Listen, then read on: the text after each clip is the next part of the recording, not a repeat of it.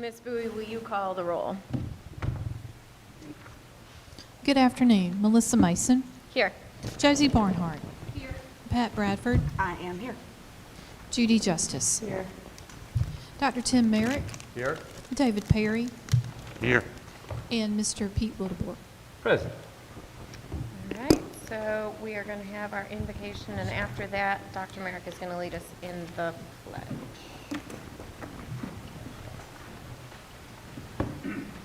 Good evening, everyone, and thank you for this opportunity to open today's meeting in a prayer. My name is Christian Rutherford, and I am the youth pastor at Harbor United Methodist Church, as well as one of the pastors of Surf Church here in Wilmington. Let us pray. Jesus, we thank you so much for this day and this opportunity for us to gather together in this space. We ask that you would give us the wisdom and the discernment that we need to make critical decisions that are going to impact the lives of our children and our youth in this city. Keep our hearts open and our minds open to being receptive. Give us grace where we need to be given grace, and just allow this meeting to move with fluidity and at peace. Lord, we just love you. We thank you for everything that you're doing and the blessings that you have bestowed upon us. Amen. I pledge allegiance to the flag of the United States of America and to the republic for which it stands, one nation, under God, indivisible, with liberty and justice for all. All right. I will entertain a motion to approve the agenda. So moved. Second. All right. I would any like to make, discussion? yes, Mr. there we go. Wildebohr? If we could have a 2-minute discussion, we won't take any more than 2 minutes. I passed a sheet around that I think might be beneficial for us all, similar to what the superintendent does with his senior staff, to help us all make sure we cover all the schools as we open schools. Where did you want to put that? Just probably under information. Under information? So it's a checklist of all the schools, and we're going to discuss that a little bit more and give a little more detail about that. 2 minutes or less. 2 minutes or less. Okay, so we have a first and a second to amend the agenda to add that. Discussion, is there any discussion on adding that? Hearing none, all those in favor signify by saying aye. Aye. Any opposed? That passes 7-0. Point of order, Madam Chair. Where should we put that on the agenda? Information. Information? He had said information, yeah. Yeah, 'cause we doesn't need to vote. There's no vote If we need for to do it or anything. not. All right. Mr. Perry? Look, maybe I missed it. We spoke kind of yesterday, but trying to figure out. Make sure you're speaking in your mic so everybody can hear you. We spoke yesterday, I believe. I wasn't sure if it was for today or for next Tuesday, the discussion about the Robert's Rules of Order training. Where is? That's on there. That's under new business on today. Okay, I see. Yeah. Thank you very much. Yep. All right, so do I hear Ms. Justice?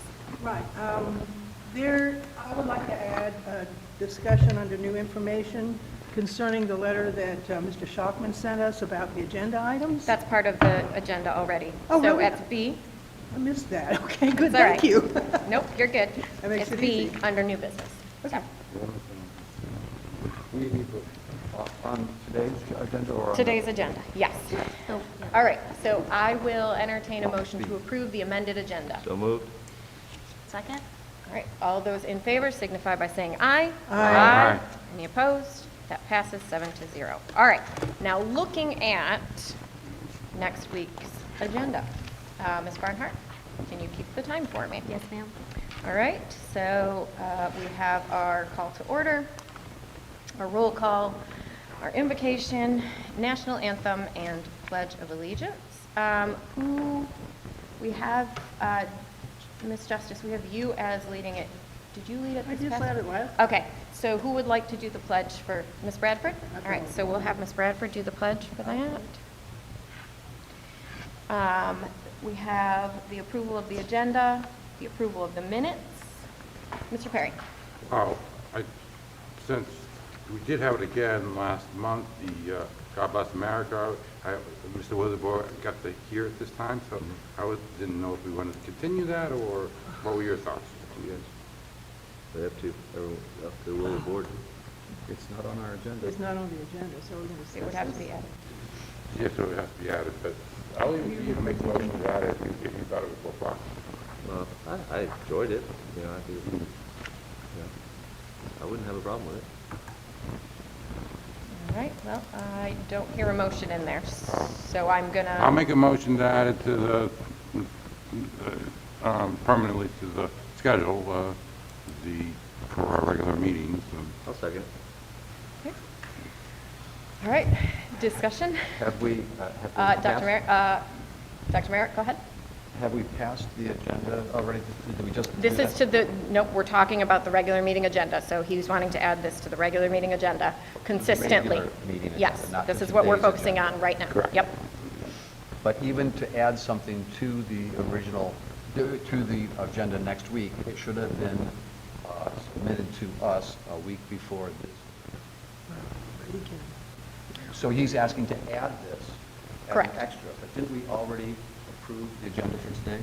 No, we approved today's agenda, but Yes. not the regular meeting's agenda. Right, but if We he have wanted not. to bring it to today's agenda, he would have to get a super. Right, he's not trying to do that. He's trying to add it to the regular meeting. But you can't add it to the regular meeting if you don't bring it to this meeting first.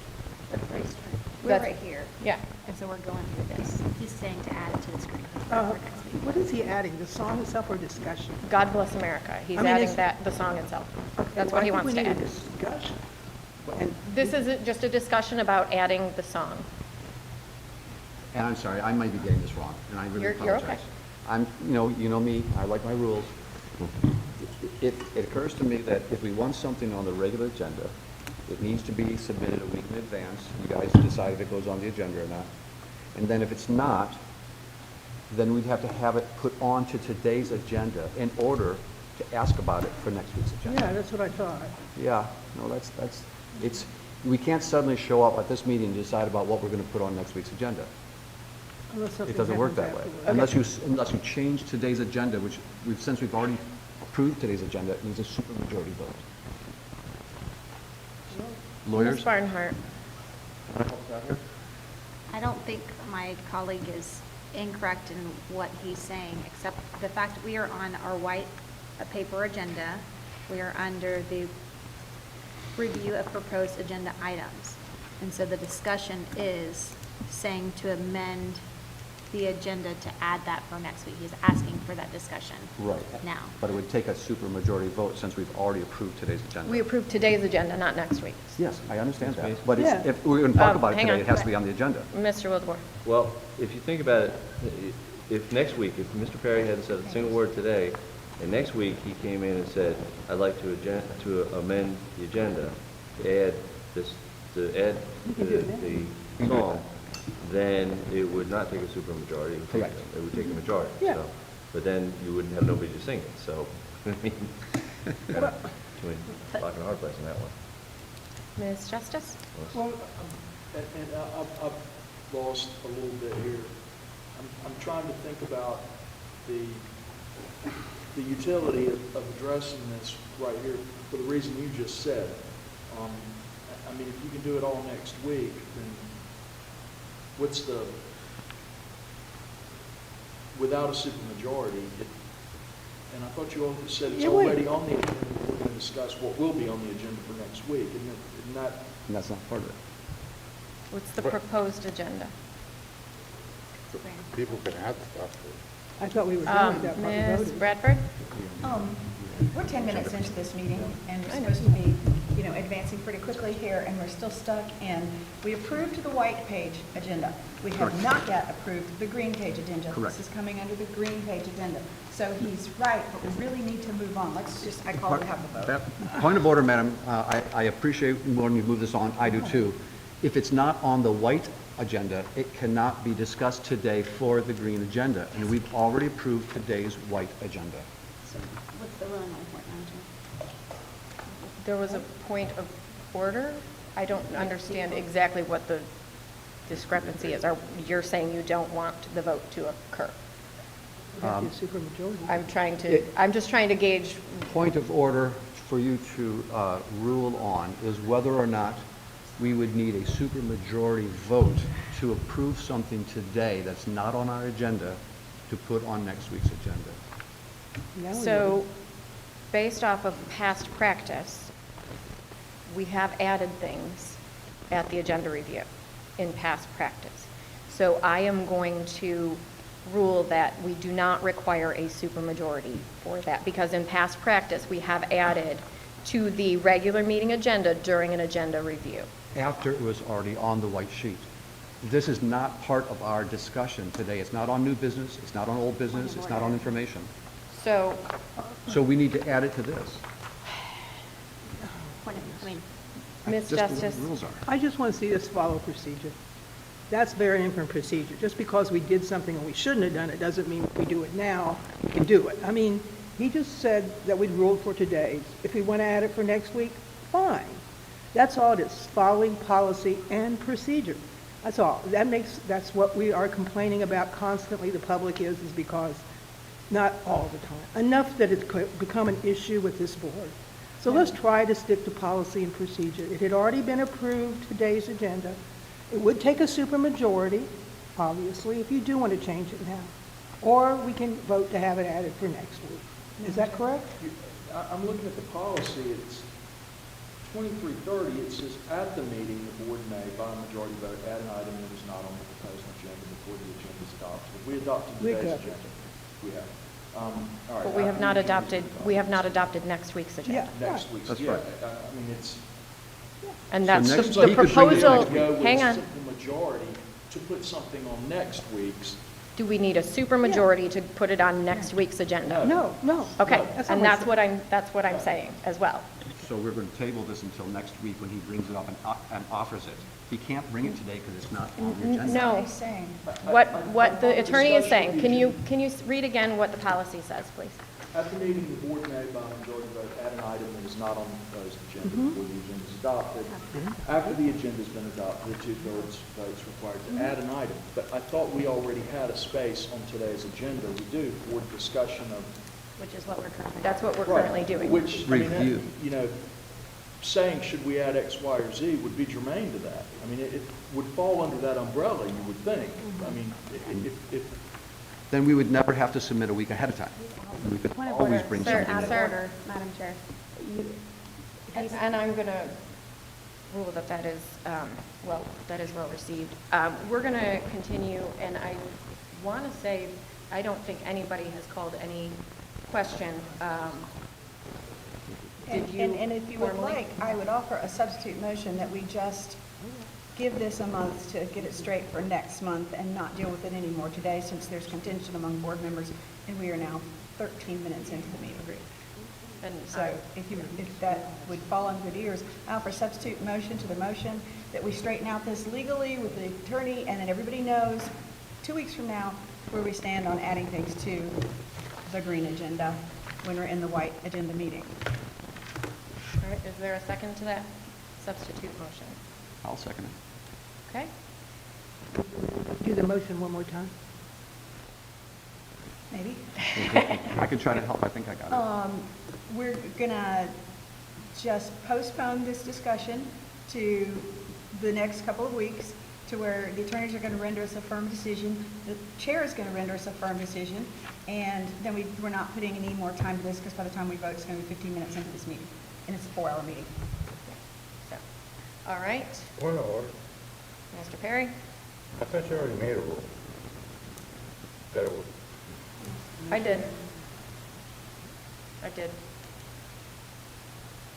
Attorney's over there still got his hand on his head and looking, yes, I'm sorry. he's looking a little challenged, so I just want to move on, whichever's the quickest way to go. Yes, I was, So Right, at this point, we can vote on his motion, or we can vote on the substitute motion, which and I is, thought he seconded the substitute. he seconded the substitute, so we vote on the substitute and then Right. the initial. Okay, so we're going to vote on the substitute motion. If that passes, then the initial is going to be no. The table. Correct, thank you. Correct, I'm sorry. Yep, Thank you. All right, y'all are challenging me today. Sorry. Thanks. I guess, Ms. Bowie, will you call the roll on this? So this is to postpone this discussion for 2 weeks until we can get a firm answer from both the attorneys and myself. Ms. Justice? Yes? Dr. Merritt? Yes. Mr. Perry? No. Ms. Barnhart? No. Ms. Mason? No. Ms. Bradford? Yes. And Mr. Willoughby? Well, when I get into the decision, I gotta go with no. I think this is what this meeting is. Okay, all right, so postponing it has been voted down. So the original motion is to add God Bless America to the agenda for next week. Ms. Bowie, will you call the roll on that? Is there discussion or no? Oh, is there discussion? Yes, Ms. Barnhart, go ahead. I'd just like to say, I did enjoy the fact that we were able to sing. I think that adding this continually to our meeting agenda should not be a viable thing that we continue to do. I think it is in good spirits to maybe do it in July and August as an annual thing, but I don't think it should be added to consistently our agenda. Thank you, Madam Chair. And Dr. Merrick? I am not going to be in favor of it for 2 reasons. One is the national spirit of what's happening in our country today. But the other reason is, for what I said before, I have a feeling I didn't explain myself well, and for that I apologize. If we were to allow this to go on to next week's agenda, then it would say to me that anything I ever wanted to put on the agenda, I would not have to submit 1 week in advance. I would just bring it, and we'd vote on putting it onto the agenda. And I don't think that's how we're meant to do our agenda review. Ms. Justice, I saw your hand. I cannot emphasize enough that we don't have time in our meetings to be spending extra time singing another anthem, in a sense. We've already got the national anthem. When I was a child, I loved God Bless America. I've grown up and can understand a lot more about it. I think we need to focus on our business, not celebrating our country, which obviously we love, or we wouldn't be sitting up here now. It takes a lot of sacrifice to be a public official. And obviously we love the country or we wouldn't be doing it. And, you know, we just need time to work on our situations here in the school. School starts tomorrow. Focus on education, not more pageantry. I guess that's the word. We've got enough pageantry. Let's stick to what's important. All right. Ms. Bowie, will you call the roll? This is to add God Bless America to the agenda for next week. Ms. Bradford? Yes. Mr. Willoughby? Yes. Ms. Mason? No. Ms. Barnhart? No. Mr. Perry? Yes. Dr. Merritt? No. And Ms. Justice? No. All right, that motion fails. Continuing on the agenda, we have the approval of the minutes. We have the approval of the agenda, we have the approval of the minutes. Recognitions, how long is that going to take? 10 minutes? Okay. Administrative introductions. 10 minutes will be good, but I'd also like to see if we could add the excellence exemplified recognitions. We have those for this one. Thank you. And do you need extra time for that? 5 minutes would be great. Thank you. So 5 additional minutes? Okay. Please.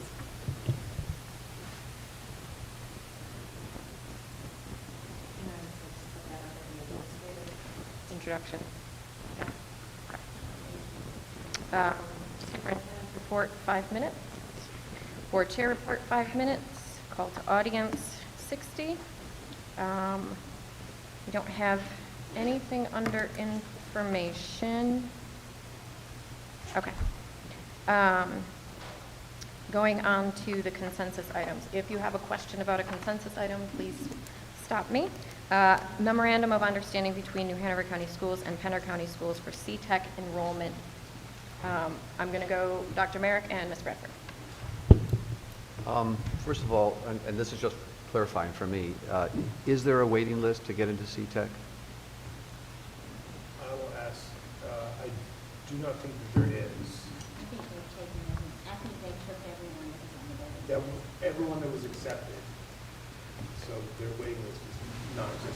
And this is only a one-year agreement, is that correct? No, we allow students from Pender County to enroll in CTEC as well. You do. It Has is there, a fairly minimal number, but there are 23 is some. on the, it's listed as 23 potential, Mhm. right? Have there ever been a waiting list at C-Tech? Yeah, I think so. In the past several years, there have been. I guess what I'm saying is, are we telling New Hanover County kids that there's no room to go to C-Tech, and we're having Pender kids come in? I guess that's what I'm looking at.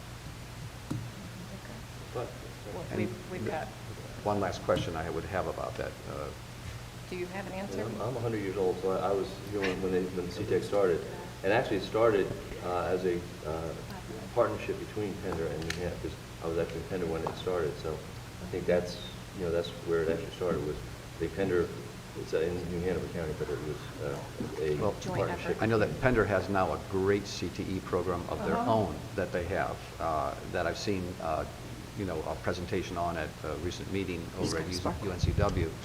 I guess my question is, are we doing adequate outreach to our New Hanover County kids that might benefit? And so I'm just trying to give first preference to our kids and making sure that we're reaching out to them. So I know we accepted every student on the waiting list this year, and our counselors do a good job in eighth grade of blanketing and making sure kids know to apply. So I can check the other information about you, because one question I just don't know the answer to off the top of my head is whether or not we get the EDM for those students as well. So I'd like to make sure I know that answer before I say it. Ms. Bradford? That was one of my questions, is about the ADM. The other one was the total student enrollment there. And if I read this right, I could, I read them earlier, but if you let them in this year, then they're good for 4 years. So it's a long-term commitment. But what is the student enrollment there? Anybody know? About 260, 265. I'll look up the exact number. The 246. Ms. Barnhart? Oh, wait, did you, Ms. Justice and then Ms. Barnhart? Yeah, Sorry. I am concerned about the cost, just so you know. We were talking about the ADM, but also, do we spend any extra costs as far as the kids participating in take their classes, going to C-Tech?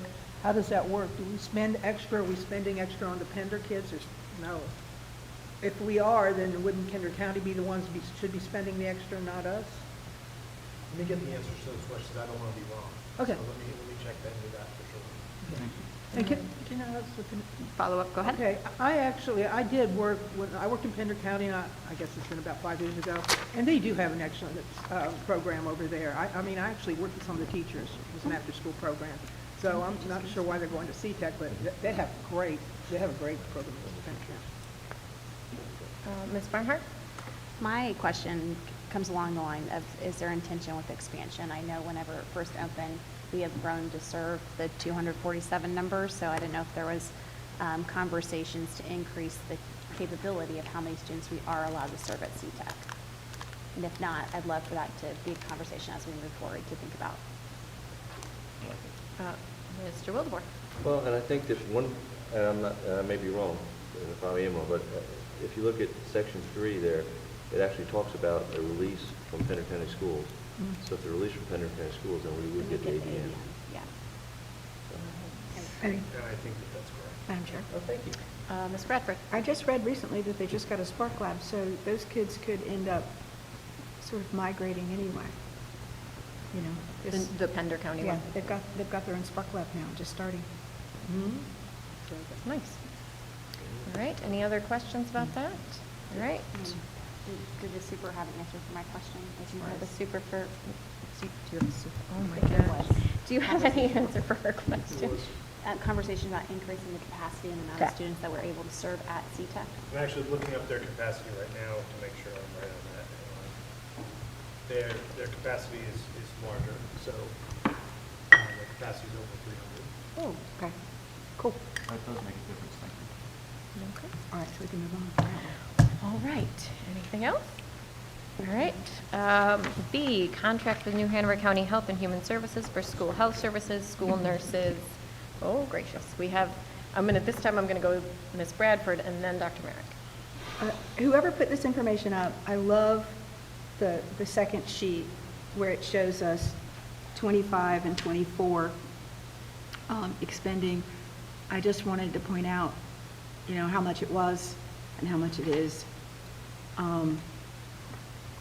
And just remind everybody, I'm doing this now so we don't do it in the regular meeting, but I have in my book here the sheet, and there were 4 of us, Ms. Sutton, Dr. Barnes, me, and Dr. Merrick. We're sitting in that meeting and we're looking at the agenda, and it has just a little line item, about moving the finances. Number 9, $3.7 million funding for school nurses to be from the mental health fund, and scale the school nursing standard. We had no idea it was going to cost us so much money, and again, I'm not happy about it. I appreciate the information that we've put up here, and I just hope we can do well with it. Probably going to want to pull it off next week and talk about it more. Maybe Dr. Barnes has some new information for us then, but we're stuck. Dr. Merrick? I feel like, we probably all know what's going on amongst ourselves, but part of the reason we're having this meeting taped and live streamed is because the public wants to know this information too. And I just have to point out that I didn't exactly know how much money it was going to be, because it was not really part of our budget. It was part of the county budget that went to the health department, and the health department hires the nurses. But if I'm reading this correctly, we're talking about over $1.4 million less that the county is giving to the health department so that we can have nurses. And I think it's really important to say, hey folks, this is what our county commission has done for us. They've taken $1.4 million away from us for nurses. And I really, I don't know how to say this. I understand when people need or feel there's a possibility for cuts. You talk to parents, especially parents whose children have health concerns, whether it's medication, an inhaler, blood pressure medication, they have diabetes, they have whatever is going on, they have to have those pills. And, exactly. And there's not a nurse at that school, and Carolina Beach sharing with Ashley, there's a lot of distance between those schools. And so I know that I'm preaching to the choir here. I know we all feel the same way, but I think it's important the public understands what happened to us and that it was not our choice to cut these nurses. Ms. Barnhart? I do have a question for the superintendent. I know in the budget on the state level, there was an allotment similar to how there's allotments for the media center specialists and counselors and things like that. There was an allotment that expands for health. So I don't know if you could speak to how we're utilizing that state allotment, and if there has been a reevaluation, if we're going to change so that with the changes on the local level, if we're going to utilize nurses from the state allotment. So that funding source can be used for a lot of different things. It's for nurses, we can use it for counselors, social workers, those kind of things. So 2 things. One, this contract is the same amount of money that the county used last year for nurses as well. So the New Hanover County Schools is still putting up the same amount of money that we put up last year for the amount of nurses that we can afford on our side of things. One little tricky thing about that allotment for nurses used to be embedded inside the instructional support allotment. When they pulled them out, they then doubled the amount needed. They have the amount that they were giving us for instructional support. So it was a zero-sum game for the school system. They did not give us more staffing. They just said instead of 210, it's now 418, and nurses were over here instead. So it really was not any more funding. So that is, Ashley, correct me if I'm wrong, that's in excess of what we get from the state for that number of positions anyway, correct? Yes, so the allotment that you're referring to, we use for EC health services positions. And so we don't have employees on staff, which I know you know, we don't have nursing on staff. But we do use that allotment, but once again, we're using that towards EC positions to provide additional support to those kids. And if I can clarify one other thing, because Mr. Willibor was right, and I don't want that to go unheard. Yeah, there you go. The state does cover the ADM for CTEC regardless of whether those are Pender or New Hanover students. So we get the ADM for them regardless. Ms. Justice? I want to go back to state allotments. This is information for the public. The state, and we've talked about this a lot, and this is the reason we're in the shape we are in now. We are really horribly underfunded. That is the reason that the county has to come and try to carry the difference. Luckily, we have money in this county. This cycle, I guess, we don't have the money that we should have because it's out there, in my opinion. But the state allotments do not provide with enough nurses for all of our schools properly. That's why the county, we have a little play with it, and that's why the county's been so generous to help us. So if those people out there are concerned about what's going on, you know, talk to your representatives at the state, because they're the ones that are causing this problem, you know, on top of maybe the local underfunding. Really, we want nurses in the schools. We want mental health people in the schools. And sadly, that's not what's going on right now, according to the state allotment. Well, I think your point's well taken, because if they were staffing assistant principals at a level where they were covered in schools, we could use that money that we're paying locally and shift those to nurses. So it really is sort of the money can shift a little bit in that regard if they were funding the other things at the level that is required. That would free up availability at the local level to do things like nurses with that, if that makes sense. Ms. Bradford? And just two things on that. I will have a question specifically about the MOU, but remember the language said we're going to follow the state standard. The state standard is one nurse per how many kids? 700 and something? So we have to change some of the state standards is one of the things that we need to do long term. But I have a question about the MOU. Normally on these MOUs between outside entities, and I know it's the county, but still I got to ask, and I sent an email this morning, but that person's not here. I don't see any of the language that talks about, you know, their background checks and their sexual record checks, and so I don't see that in here. So whoever did this MOU, is that covered somewhere else, or is it because it's a county agency, we don't have to put that in there? Anybody know? Or can you know by next week? I say number 13 from all Was it? background checks. Is it there? Ah, yeah, it is. You're right. Okay, thank you. All right. Anything else? Okay. Next is the contract with Presidio for VMware. Any questions on that? Ms. Bradford? I'm curious and would like to ask for future information session, how many of our contractors are out of state? Because when I read through these, I look and see where the vendor's from, and so many of them are out of state. I'm just curious if we could ask for that, to put somebody put that on their long list of things to do for in the future, just so we know, just I'm curious. Okay. Any other questions? Mr. Perry?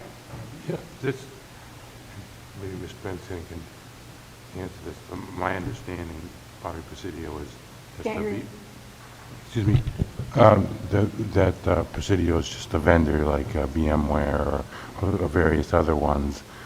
You might have, so the contract isn't necessarily, there's not like a local Wilmington company that makes VMware. I mean, there's only a limited number of companies that make, and in case you don't know what VMware is, and maybe the public doesn't know, you know, it used to be that, you know, when you set up servers in your server room for a big organization like ours, there would be like physical big boxes, you know, and you'd have various ones for databases or web servers or file servers or whatever.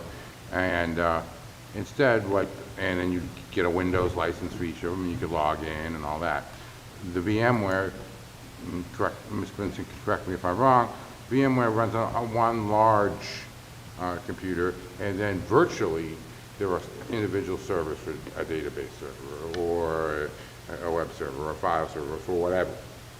And you can still log in, but there's only one set of hardware, so you don't have to maintain all these separate little servers physically. Yes, that is correct. We use it to virtualize our servers. We have over 100 virtual servers that we use it for.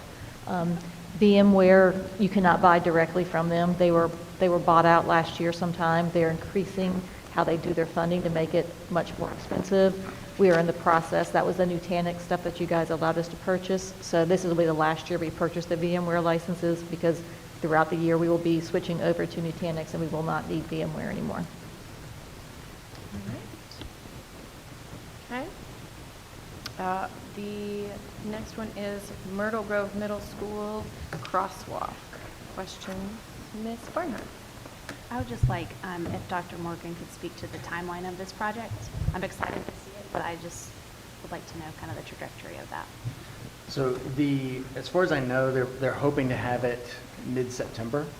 I think that could be, give or take a couple of weeks. At this point, I think they were originally hoping it would be before the start of the school year, but I know that's not going to happen. So that's where we're at. Once they have completed their project, we will then create a sidewalk that from the Myrtle Grove side, from the school side, to meet where their project ends. Great. Mr. Wildebohr, then Ms. Bradford?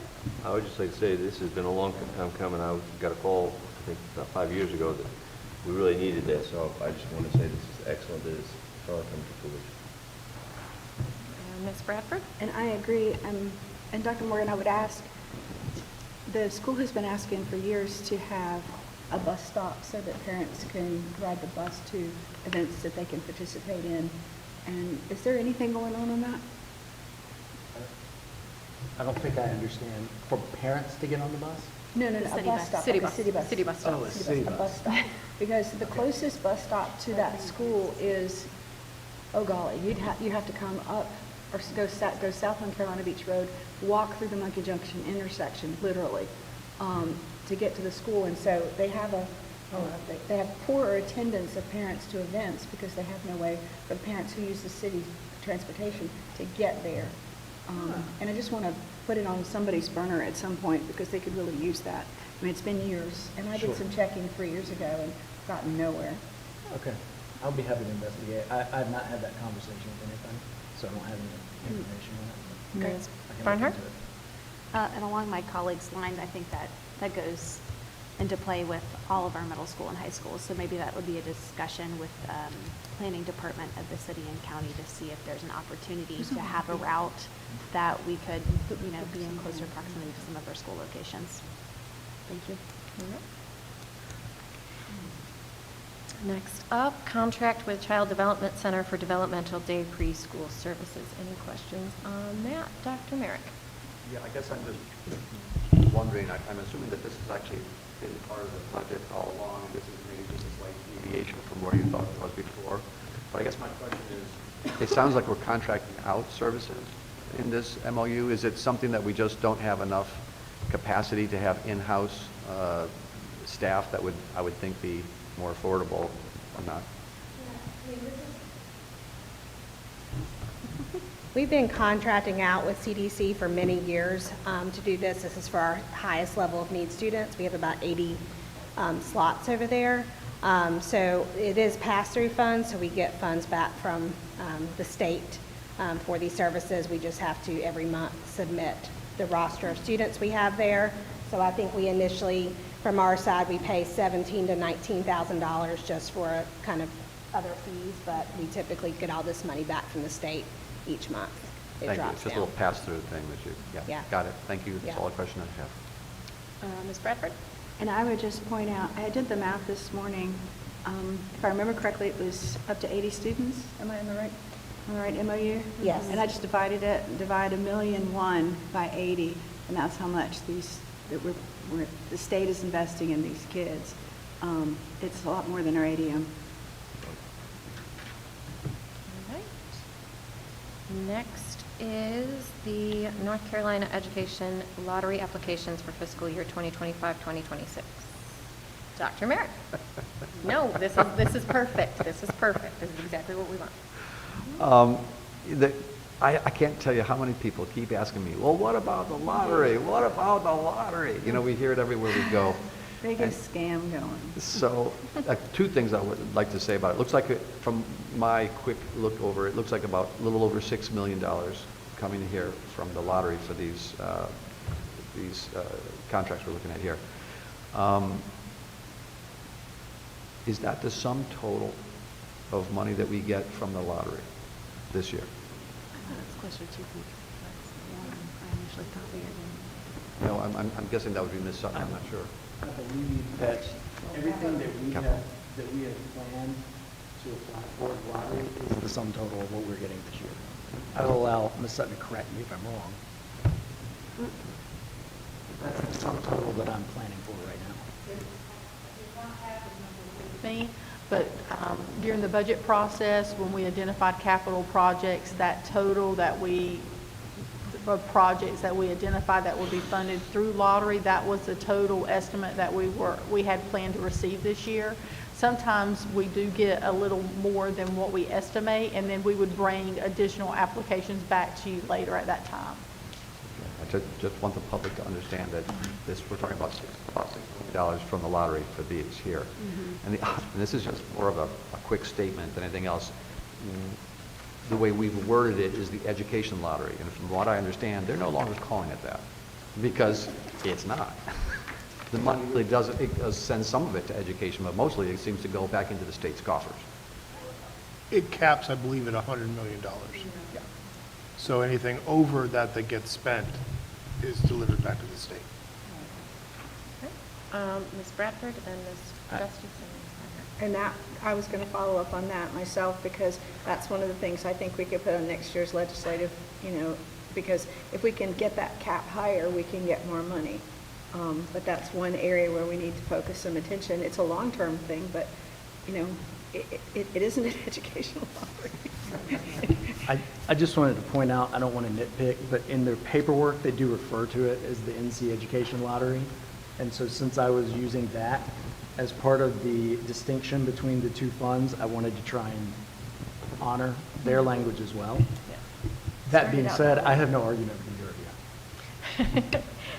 Ms. Justice and then Ms. Barnhart. Well, I guess this is an educational moment for the public too, if anybody's listening. The educational lottery, at this point, I think it is only about 15% of the total proceeds are used for actual schools itself. That might be the reason they changed the name. Most of the money that they bring in is for overhead for the actual lottery itself and the winnings. Also, when this was conceived, and I was in education, I am like Mr. Wildebohr there, I'm not young. Originally, the plan was to have all of it, except a very small amount, go to education. And that was on top of what we were already raising as far as state contributions towards education. What happened, and it turned out pretty fast, is that the state cut back whatever money came from the lottery, paid us less from state coffers, and used the lottery to fill the gap. So it's not even being used for the original intent, which was to help above and beyond what we were getting from the state. I want to clarify that because people keep saying, what about the state lottery? I would say quit saying that. It's not helping except for some capital, and it's not the capital that was originally promised. The capital, by the way, means for buildings. We don't have any of this money going towards education staff. I want to clarify that too. All right, Ms. Barnhart. I want to point out a couple of things.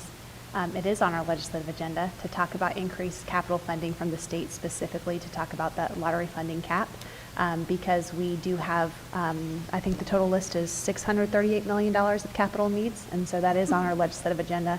I know I have been vocal about changes with that.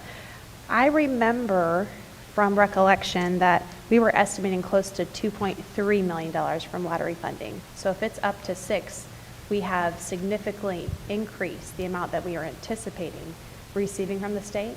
Is that an accurate statement? I think you're right. I was just looking at calculating these as well. Because if it is $6 million, that is substantially more than what we are It's anticipating. not that high, and if you'll give me Okay. just a second, I can tell you what we're looking at. And then I know that we were able, this district was able to secure close to $3 million for capital with buses and things from the state as well. Again, echoing our legislative agenda of having capital needs come from the state, which is not typical. So I would like to know the difference of, if it is closer to 6 million, then that's substantially more than what we were anticipating, and that's a good thing. I'm sorry, I have not added up this project. I'm not sure if it's the whole project or your lottery money. So I would have to pull my notes from the budget process and compare to the application. I think Dr. Morgan is doing the math.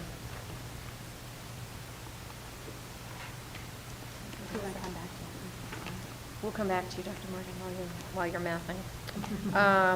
Next up is Department of Health and Human Services, transportation contract. We'll pause that, go ahead. I apologize. So the sum total for the applications in here is 3.194. Thank you. Oh, Ms. Justice? I want to clarify too, although we locally are supposed to be funding capital, that's what the state mandate is. The state does contribute to capital on and off for various reasons, so it's not just one blank. It only comes from local. All right. So back to Department of Health and Human Services, transportation contract. Any questions on that? Dr. Morgan, if you want to kind of talk about that briefly. I just want to clarify, this is not like some of the other ones that come before you. This one, they contract us to provide transportation for students in foster care, and then they reimburse us based on those transportation fees. Okay. Next up, we have purchase orders. Any questions on those? Dr. Merrick? I'm just looking, because it just seemed like it stuck out like a sore thumb. $223,000 for an attendant at Legion Stadium. It didn't say attendants, it said attendant. What do they do? Man, I love that job. I'd like to get that, Sally. Can I get that job, and where do I apply? Yeah, I had the same question. Yes, Legion Stadium attendant fee. $223,700 at operations.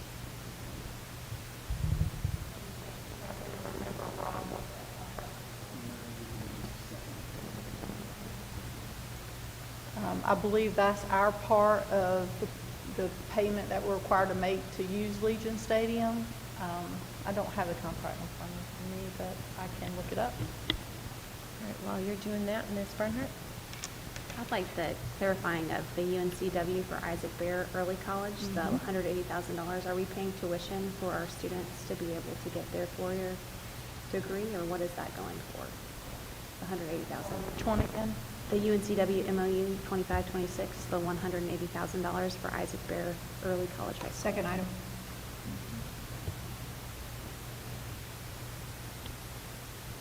That contract pays for the liaison, part of the liaison fee that goes between Isaac Bear and UNCW, and also fees associated. So it would be like technology fees that we have to pay, so fees beyond tuition. So we do not pay tuition. These are Not pay tuition. Thank you. Ms. Bradford? Follow up on that, Ms. Sutton, $180,000 for liaison and what? Can you explain what the? So it's going to be the liaison salary and benefits, and then also any fees associated with going to Cape Fear beyond tuition. So there's a technology fee. I think there's a student fee as well that we require for pay. And I don't recall, but if it's Cape Fear or a parking fee. Is textbooks in there as well, Ashley? Textbooks is, I don't think textbooks is included in this amount, but we do pay for textbooks, but I don't think it's a part of this MOU. It's just what we pay for our kids. Can you explain what the liaison person does? So I'm outside my area a little bit, but my understanding is the liaison works with our principal at our schools and coordinates to ensure that the students are taking classes at program that they've signed up for. So it's kind of like a counselor, but working with our counselor and then working with the, Cape Fear Community College as well. UNCW. I mean, UNCW. So they all have that position, UNCW is what I'm going to keep saying instead of Cape Fear. I would follow up with that. Can we get a real breakdown of that $180,000? Because we're talking about Isaac Bear in the immediate future, and it's just, I didn't know we paid them $180,000, so I'd really like to understand exactly what we're spending it for. Yeah, so we should just- have that in the MOU, which should have, I believe, gone to the board already, because all MOUs come to the board, so I will find that and bring that back. Thank you. And I was just going to add, I'll be happy to look into the Legion Stadium attendant fee. I have a feeling I know what it's for, but I don't want to guess. Okay. Appreciate that. We'll come back to that at another. Yeah, and we're not being mean, we're just, if we're gonna nickel and dime everything throughout the school district for the next 2 years, we need to understand what we're spending our money on. Right.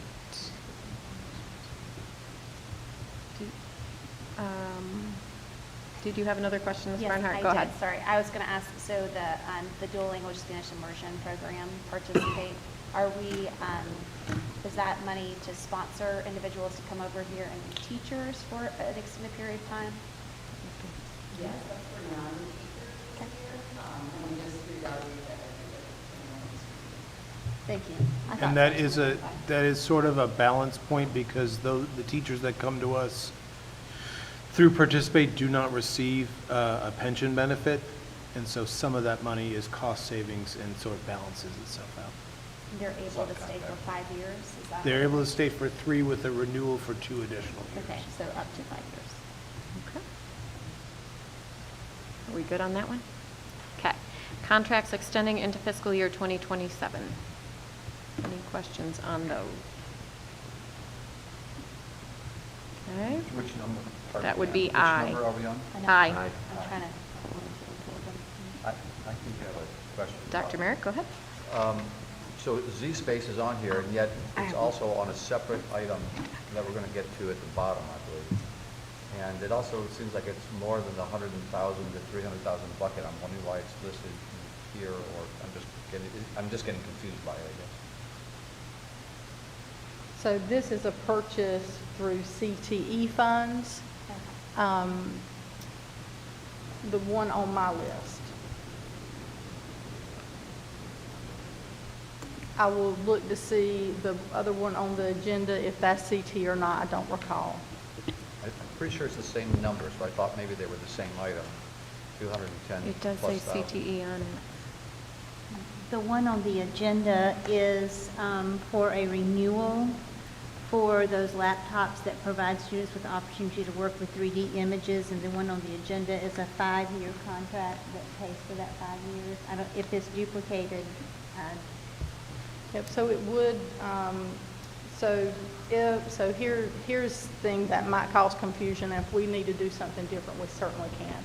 There are a lot of things that come to the board and that also show up on my reports and it's duplication, but it's duplication because my report is showing all the things that cross years. And so those things should come to the board already, either through an MOU or through a contract, but I'm required, according to our board policy, to bring you a report that shows all the things that cross years. And then same thing for the PO report that we looked at earlier, that's between the 100,000, 300,000. You may see some duplication there as well because I'm required to bring to you guys a report that shows those things within that amount. And so my reports are just making sure that you guys are aware that we're spending between these thresholds and that we're crossing years with contracts. So that's why sometimes you will see duplication. Yeah, it's like asterisk, so that we know it's there, but we're not paying twice for this. That's exactly right. It's Thank you. reporting for you. Mhm. Appreciate it. Okay, Ms. Bradford? I'm very curious as to, there's 6 or 7 line items here, and under vendor name, it's fireplace, school status, and under project name, I think that spells out s'more, which is the, the cracker and the chocolate and the marshmallow. And I'm just really curious, they're all at $179 except for Wrightsboro, and they get $299 for that. What is that? Are we having s'mores after school? No, we're not having s'mores after school. That's the piece of software that schools use to write newsletters for parents. There are different prices because it depends on there's different levels of the license you can purchase. And when you I would imagine Wrightsboro is giving them more features than the other one. I have actually reached out to all the schools and am going to get district pricing. So these schools, as long as they did theirs within the last month, will get their money back because we'll get the license at a cheaper price than what they're having to pay because I'm combining it together as one district. Cool, good job. Mr. Perry? Speaking, continuing with Yes, s'mores, please. do we, so you're saying that they create their parent newsletters of this? Don't we already have like Microsoft Publisher or any number of our things in our office? We take it easy. This application, and I have not used it, I've used it as a parent, I've seen it as a parent, I've not used it to write stuff. The schools like using this because there are templates, there is data that comes back, they see how many people have opened it, read it, there's questions, so the data that they get afterwards is also important too, that they will not have with the basic Microsoft tools. I don't think they make Publisher anymore, but I'm sure there's something else that they use, but it won't get it. I think we're. I'm okay as long as we get s'mores next month. Yeah. That's all I'm saying. Making me Make Bring it them happen to at the torch. board meeting? That's smart. Or fire pit? Figure it out. Yeah? Yeah. All right. S'mores ice cream. At the will of the board. All right, all in favor of s'mores? Listen, all right. Amend the agenda. Moving Send Miss on. Bowie out to get us some s'mores. Oh, yeah, and the next one's a big deal. So next is school-sponsored clubs and student activity fees. Anybody have any questions on that? This is the same fee schedule that you saw last year. It does not change any of the fees. Okay. Ms. Justice? The fee, this is good, this is fine. I'm going to hold my thought, I'm going to talk about something at another point. Okay. This is fine, this is good. Okay. All right. Any other questions, comments? Okay. Okay, building project list for inclusion in county debt issuance plan. And I see Ms. Bradford has her hand raised. I printed it out, and I don't understand why it's in here. And if we approve it next week, then what does that mean? I think I know what this is, but I'd like more clarification. Why is this in a consent agenda? It's not an MOU, but it's inclusion in the county debt insurance plan. So this is a pretty big deal. So I think we need to allow a little extra time to talk about it next week. We have finance this week, and I assume we're talking about this week. It looks very similar to what we're talking about this week in finance, capital and bond. But y'all need to really study this list, because once we make our vote, we make our vote. Agreed. Ms. Barnhart? So this is not the list of projects that we are saying to go on a bond. This is just the total list of projects. If we could do everything, this is just giving the information open. That was my understanding of this consent agenda item. This is not us approving all of these for the county funding at this time.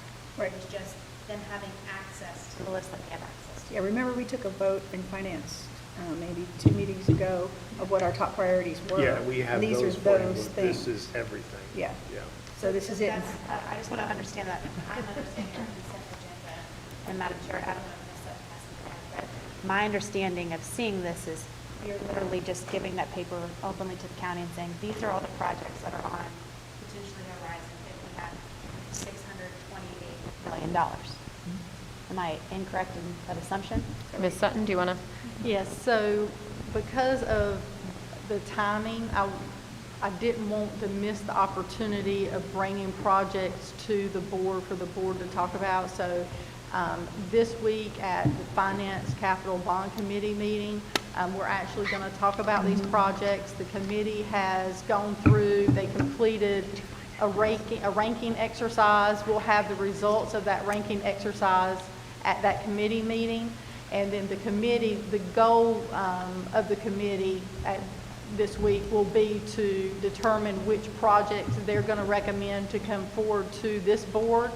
And then the board would then vote on what they want to submit to the county to be included in their debt issuance plan. And so the reason the entire list is here for you guys is I don't know what the committee's going to decide, but I wanted to have it on your agenda so that we could talk about it at the meeting. And of course, if we want to pull this out and have this not under consent, have it under new business or something like that, of course, the will of the board on that. All right, Dr. Merrick, then Ms. Justice and Mr. Perry. Yeah, I guess that was my committee. I'm agreeing with my colleague across the hall here. What am I consenting to? And I think I would echo the sentiments that it probably doesn't belong on a consent agenda, but as a new business item. Yeah, Madam Chair, I would move that we move it off of consent to old business. Second that. Okay. Any discussion on that motion? On that motion? Yeah. Of moving it? Yeah, Okay, yeah, Mr. Perry? I think that's, my only question would be, should it be under information? Because those of us who are not on the finance bond committee, we need to know what all these are other than just a line item. So we know what we're talking about. So is there going to be somebody be able to give a presentation on each of these? Okay. Ms. Justice? Okay, when I was on the board previously, under a different superintendent, and it wasn't Dr. Press, well, the way we handled our budget every year is that we had, the finance committee was the whole board. And the reason I bring that up is because just the things we keep going over and talking about, it affects us, and I know the finance committee is getting somewhat more thorough, but they have to bring it back to us anyway. And I just thought that that was a really good idea at the time when we did it every year as a whole board along with the finance people, because then we had a really clear understanding. So I'm just telling you that we have done it differently. It seemed to me that was more effective when the whole board was involved in the finance committee. I'm just doing that. Okay. Ms. Bradford? And just a little bit of clarification. We have gone over these things a number of times since October, again and again and again. That information is out there. And what I would say is, for those of you who are not on the committee, study this sucker and get with us in the next 24 hours and say, this is my priority, because the whole committee took a vote and we ranked things, and he's going to share that ranking with us Wednesday. But we're now moving into a much faster pace. We've been studying this stuff now for years and going over it and going over it, so the information's out there. Or just make an appointment with the superintendent or Dr. Morgan and the superintendent and go over it. But we have talked about it a lot, and we're funneling out to the point where we're going to have a vote of that committee, and we're going to bring that recommendation to the full board for discussion. And just so that maybe I can provide a little clarity, there is a more comprehensive list floating about, correct, Dr. Morgan? That we do have access to, like, that has, because this is very general, so like the more specific needs, we do have access to. Would we be able to have that provided to all of the board members? Sure. And would that help? Yes, absolutely. Okay. Yeah. There you go. Copy this now. Perfect. Dr. Merrick, and then Ms. Barnhart. I agree about the increased, the need for more decisions to be made sooner. So I'm not arguing that point, but from when I hear someone say, well, you just got to get up with us, and it sounds like you're saying you need to come to the committee meeting. And if we need to come to the committee meeting, why aren't we on the committee? I believe in committee structure, and so I don't believe that the whole board necessarily has to be on it, but the whole board absolutely needs to be able to be given a very thorough understanding of it. And so I appreciate sending us that document, and hopefully it's enough that we can really understand it, and we don't have to come to the finance committee meeting. It's last time I saw it, it was very thorough, very, Yeah, but like, those documents specific. aren't necessarily coming out of the finance committee, they've come out of general board meetings. I mean, I've got this much that we've been going over for the last 3 years on these things. But just so that everybody has that Yeah. access, we'll make sure that we can get that. But there is a motion on the table to move K into old business. Any further discussion on that motion? Ms. Barnhart, I am so sorry, you did have your hand up. Well, I think it is applicable to the movement of this. I am curious because it's a specific title. What we are doing is passing this for the county for their debt issuance plan.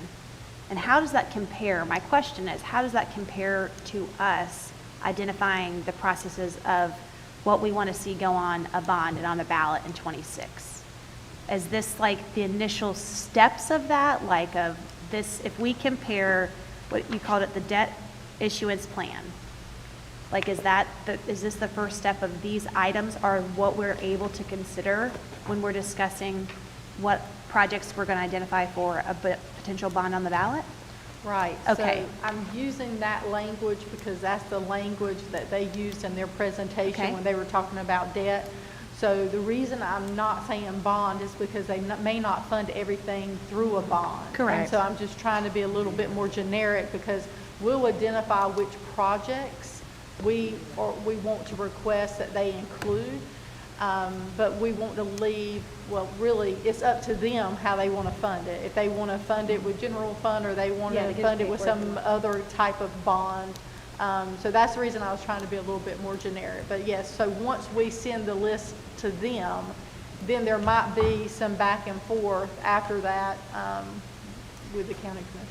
Okay, so this is kind of the general list. We're going to say these are the options that we are considering for that debt accruement that we want to do. And then whenever we decide on that number for the bond on the ballot, and if they say we want to pay for X, Y, Z of it, then that's a negotiation. Okay, thank you. I think I understand now. All right, Mr. Perry?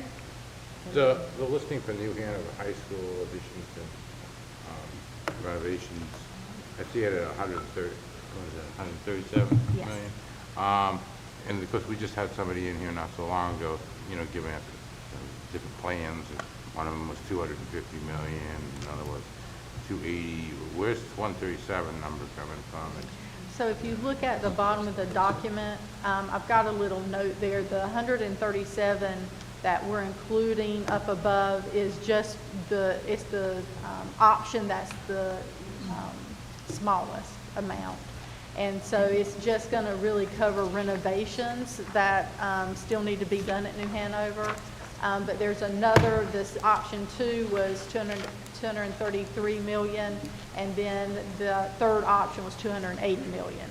But in this document, just because I'm not sure which option the board may want to go with, we just used the 137 million. Oh, yeah, 'cause I'm pretty sure we haven't voted on that yet. No. All right, so the motion, Dr. Barnes, you did have your. Sorry. It also is to give us the opportunity to then work to put out a plan over the next decade, because these things won't turn around on a dime. And it may be that this is what we do with New Hanover over the next 10 years, and then the next phases may be in the 10 years after that. All right.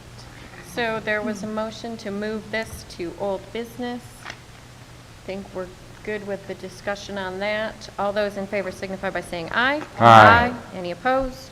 That passes 7-0. Madam Chair? And just for timekeeping purposes, do we have any thoughts on how long we might want for that? 5 minutes, 10 minutes? 15 minutes. I think 15 minutes, okay.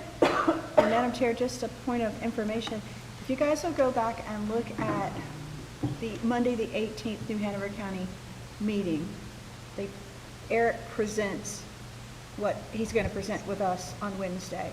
So you can watch that, and because it takes a couple times, I think, because I still haven't completely digested it, and you'll understand what the county says, how much money we might have available, how we might could do it, and they're going to put that plan out there for us, for the Finance, Capital, and Bond Committee. So if you just go back and watch that from Monday the 18th, you will be more up to speed on what bond funding could be and how you could stretch it out over a number of years, because obviously you couldn't do everything all at one time.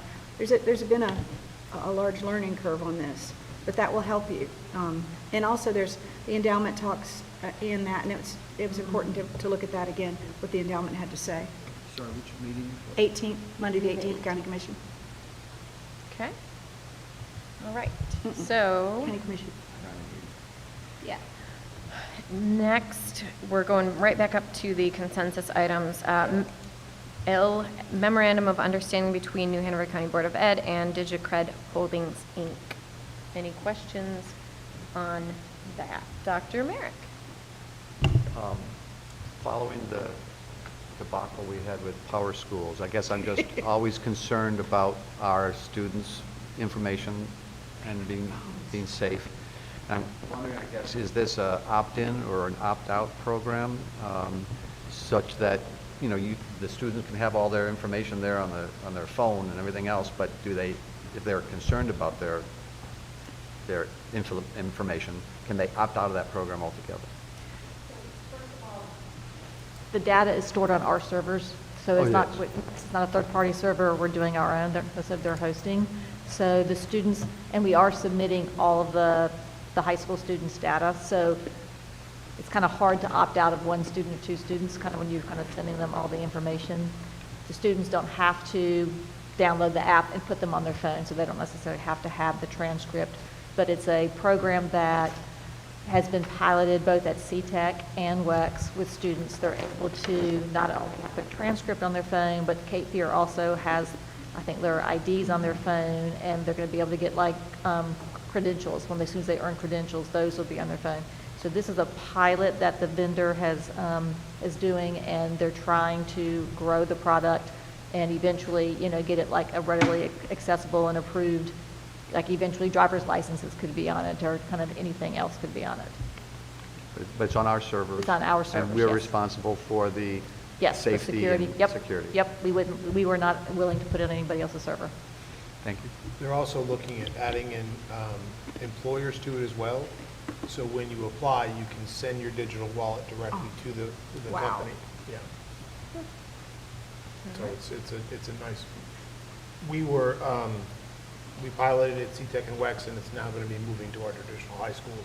But because it's moving out of a pilot, I want it to be in a more of an official MOU for you guys to see.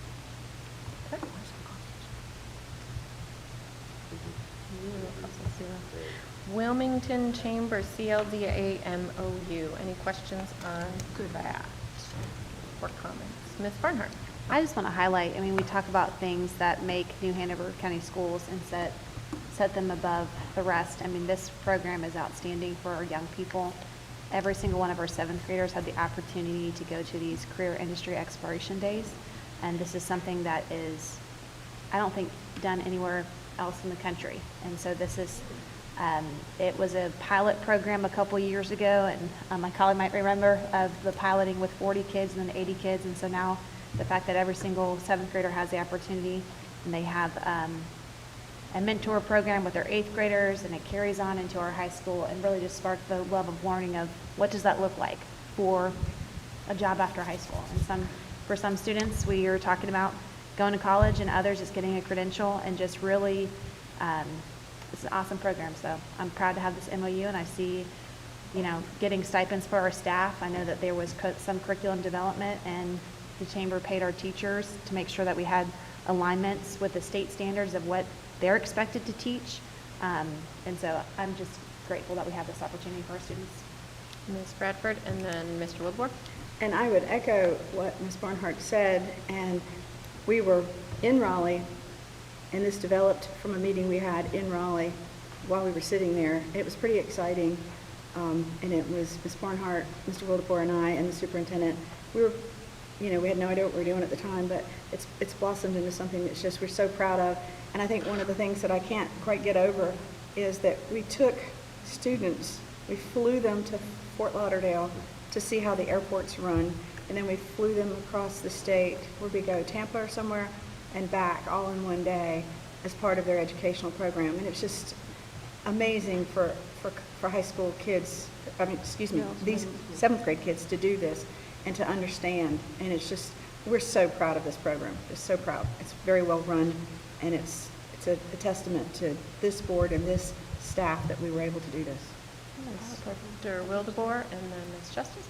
Well, you guys took all my thunder, so I'm really nothing else to say, but I just want to agree 100% that this is a wonderful program, great thing for our kids, and we all talk about how important our children are, which they are, each and every member, and each person around this room. But it is just a great program, and we thank our partners, the Chamber, for allowing us to work with them on this. Ms. Justice? Yeah, I just wanted to point out, when I was on the previous board, this program was being developed and was already in place. So I'm not sure how we went to Raleigh and developed it there, because it was already being implemented as a pilot, I believe it was. Yeah. So yeah, that's where it started before this board, okay? I remember because I was on the previous board. I think you were there too. And I thought it was a great idea. I'm glad that it's developed further. Just to clarify, Ms. Barnhart, correct me if I'm wrong, but we expanded it from from 40 students to all of them, did we not? Is that not what we did that day? Yeah, this last year, we had all of our 7th graders who were able to participate for free. We even had options for on-site, because we have some students that have varying needs, and we wanted to make sure that they were given the same exposure to industry opportunity. And so I think it was pretty close to 1,400 students were given that opportunity this last year, with funding made available at the state level to the Chamber. And some of these partnerships and businesses I know have reached out to the CTE and want to say, how can we do apprenticeships and internships opportunities for our students? So this is really a taste for our middle schoolers and also our businesses to say that we have some really valuable students. And so absolutely, the pilot program, there was a conversation about after high school work development. And so I was showcasing the pilot program to say, this is what's going on in New Hanover County Schools. And so then there was an opportunity that somebody wanted to invest funding for it. And I said, I think that would be a really smart investment, and we're seeing it in our students pay off. And whoever gets to go to Trask, I told Ms. Clark that I need to go out there, but there's an awesome mural that one of the 7th graders had drawn up, showcasing all the industry explorations. And so it's just been a really cool project to be able to see. All right. New Hanover County Fire and Rescue MOU. Any questions, comments on that? I just have a question. This was moved from New Hanover High School to Laney. Is that correct? It's same program, just different location this year? That's correct. Thank you. Because of interest. Perfect. Ms. Justice? Yeah, so it's moved from New Hanover it's moved from New Hanover to Laney, so it's no longer at New Hanover? There was just not the level of interest there right now, but the MOU does include the names of all of our high schools in the event that the interest increases in an area. It's already in the MOU that we can reinstate it at the other place. Because the main fire station is like within walking distance of New Hanover, and so, because I was a part, no, I just was aware of what was going on. I'm sure Dr. Morgan does too. That's, okay, well, Laney's got a lot going on. They do. All right. Next, we have Z-Space software contract. We kind of talked a little bit about that. Does anybody have anything about that? You got some clarification. Okay. So that is all consensus. Moving on to policy. Dr. Morgan, what did you want to add, sir? I just wanted to clarify, going back to the attendant fee for Legion Stadium. Perfect. That is actually our annual fee that we pay the city, not for one person, but for the maintenance, operation, any improvements that are made to Legion Field, practice fields, block party. Can't be that attendant. Can't be that attendant. You could. I really wanted to say that's not just for somebody in the bathroom handing out mints, but I needed to double check. We were all going to apply. Perfect. All right. Next on the agenda is the policy and policy consensus. Mr. Wildebohr, how long do you think you need? Probably, again, we try to get that conversation about the attorneys on there, so probably, again, at least about 15 minutes. There's a couple of things before that, 15 to 20, maybe 20 Let's go with 20, if I just be on the safe side. Is it just 3 policies? It's 4, sorry. It's one that had been moved from last month, and then 3 that were covered in policy. Mr. Perry? The wireless communication device is one, I was obviously new, was that just an Can't hear you. NCSBA? Was that NCSBA suggested language? Is this based off the new law, the new, that just came into Based off the new law. okay. And I will say that I'm definitely planning on bringing some amendments forward on 4150, so you might want to add 5 or 10. Well, we do have 20 minutes on there for 4 policies, so. And there's only 4. There's only 4. And I don't have, and I'm the one that always messes things up by taking more time, and I only have issues with one of them, so come on, let's So be faster. it's all good. There's hope. Madam Chair, I Goodness. have- Ms. Bradford? And I have given you guys in advance, and it'd be love, whatever you're going to bring, Dr. Merrick, if you could get it to us, like tonight. But, Or Mr. Perry. so that we can, whoever, yeah, think it was it's Mr. David. So we can see them in advance. It makes the flow go much better. And I've given you language that I wanted to put into 2610 board attorney, having to do with us drafting contracts and policies and contracts and things. And one of our board attorneys has given us a memo in your stack to look at in terms of what they do and so on. So if we can get those, if y'all can look at those in advance, we can maybe get done in 15, 20 minutes. Dr. Merrick? One of the questions I have is around 4150. Now, if I bring it now, we can get to it faster, I think, next week. And it's a request of our superintendent to just help us understand more. If I understood you correctly at an earlier meeting, you said that our lottery has some restrictions, that we must help certain kids first. And I don't remember what you said exactly, but I was hoping that you'd come ready to address that when we talk about policy 4150 in our lottery. Yeah, and I sent you an email with a little more clarification about it being a rubric-based, not strictly a lottery-based for our cooperative innovative high schools. Because the primary concern with our CIHSs is that the kids are ready for the rigor of work it entails. So I sent that in an email, but I can certainly discuss it in policy if you like. Mr. Wildworth? And I think we just need to clarify what we said before too, because, there's no, like for CPEC, there's no waiting list, but there are students that applied but didn't get in because of other reasons, because of rubric. So they fell short on the rubric. Okay. Anything else?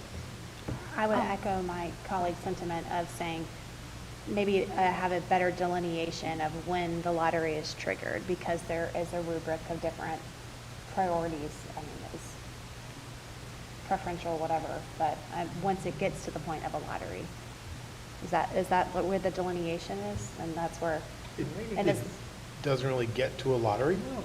There is a rubric, and I've sent you guys the rubric as well. But what it does is there is one qualifier that you are given an additional amount of points if you meet the qualifiers that are listed in the legislation, which specifically is, the only one that is used is whether or not you're a first-generation college student. Okay. Mr. Perry? And since you're going to be bringing some information along for that, one of the things, I know part of the rubric is teacher recommendation. Correct. A pretty big part. And what kind of things go into that? Your typical one, like I've said before, I am perfectly fine with an individual assessment of in serving kids who are at risk, but I mean, is that something that's often included in the teacher recommendation? And how does that work exactly? Most of that recommendation contains their ability to handle the advanced coursework required. I will resend the email to you guys again with the rubric and the information on it, so you guys can have it to refresh your memory. And if there's any further questions we have, we can kind of bring those forward as well. And I was just hoping that you could print out that rubric, because looking at it on your phone is really challenging. 25, change it to 25 minutes for policy. That's probably a safer number. All right. Are we, Right here, 30. this is not an auction, sir. I'm sorry. We are not doing that. All right, we already have a building project list for inclusion in county debt issuance plan, but we had put on budget update, somehow it kind of got missed. Dr. Barnes and I had put it on there, so budget update should be on there as well. And how long for that, Madam Chair? Dr. Barnes, how long do you need for that? I'll talk about it in 5 minutes, so. 10 for questions. I'm not you. Them. Where are we putting that on the agenda? This is under old business. It was supposed to be on there. We Budget Oh, it's update? on there, but it's not on the paper. Yes, sir. And Madam Chair? Under B, 10 minutes. Can we ask the superintendent if there's anything breaking this week that we need to know? Since this is like a 24-hour fluid cycle. Like a, Yeah, it's on there. No. It's not on the paper, it's on No the, news is good news. it's on the website, it's not on the paper. So 10 minutes just to account for questions. We don't have any new business listed. Madam Chair, I do have a request. Ms. Barnhart. The NCSBA, we have local delegates that we elect every year, and with the upcoming conference, I would like to make a motion to add that to the agenda for discussion, that we can vote on delegates in the event that we can go to. I would say by what we said before, Ms. Bradford made a motion that we give it to the lawyer to decide whether or not Madam we Chair, can add it's, something. Well, who has the floor right now? So, I'm making a motion to add a discussion for NCSBA delegate vote.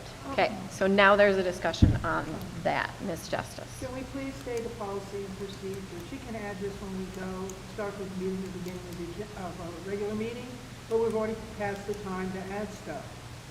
I'm just trying to be consistent in, that's why we have the policy. So I have a clarifying question that I need to ask from Ms. Barnhart.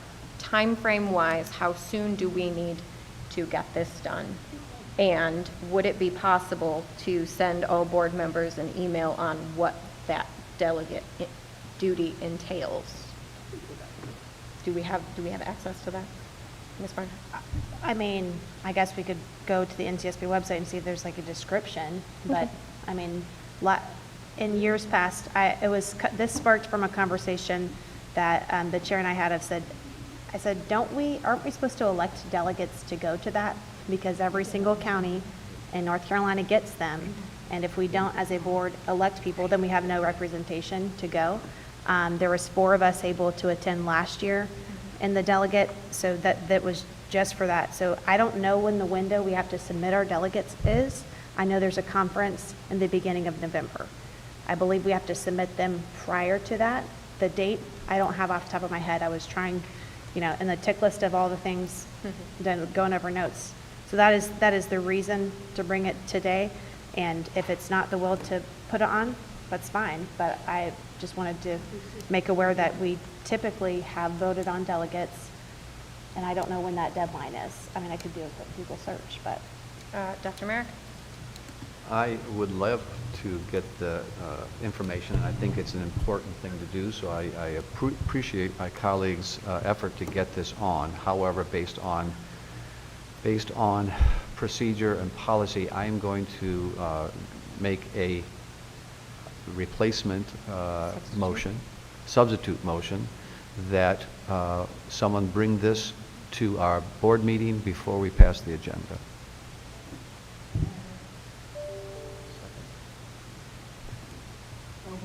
I second that motion. All right, Ms. Bradford? And I would just clarify, you travel, out of town, and if you want to go, you should definitely, ask to be a delegate. There's no point in going, not being able to vote when you're there.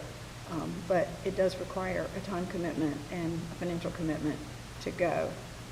And I enjoyed last year that I will not be asking to go this year. Mr. Perry? I don't agree with my colleague to the right, my 2 colleagues to the right, in that we shouldn't be able to add items to the agenda for the main meeting today without prior notice. But in this particular case, and I think in my particular one that I tried to add earlier, I think was appropriate, but But I think in this particular case, I will go along with that, because, and maybe if Ms. Barnhart does figure out between now and next week that there is a pressing deadline and we need to, elect somebody immediately, then please bring it to us next Tuesday and add it to the agenda then, if there is a pressing deadline, because I don't want to miss it either. I am not the person that gets that notifications. Our chairperson would be that person, so she would have to know that deadline. So I'm trying to Google search it, but there is a deadline. I just don't know what it is because I don't have access to that information. According to the website. That's where I get all my information from. Yes. There So- isn't a deadline listed on the website. However, on the November 12th meeting, there is a call for a delegate vote. So we need delegates there by We need delegates before Yeah, then. and I'll be honest, we've always done this at the last minute. I mean, Nothing surprising. because we don't find out about it and then we have to do it, so. Last year, they weren't due till the week before. Okay. The week before. It's hard to make it look like I know stuff. You can get one of those little earpieces, Okay. Okay, I can submit it through for next month. I just didn't want us to miss that opportunity. Did you want to rescind your motion, or do you want to? No, I'm fine with keeping Okay. it on for. All right, so there is a motion to add it. No, Um, there's first a motion to substitute. Oh, there's a substitute motion, sorry, to remind me what you said. My substitute motion is to Add ask- it next week. is to add it to the agenda, or ask to add it to the agenda before we pass the agenda next week, which is the appropriate way of bringing something at the last minute to put it on the agenda. Okay, so if that passes, then the original Right, it's a motion is not. Ms. Bowie, will you call the roll on that? Ms. Justice? Yes. Dr. Merrick? Yes. Mr. Perry?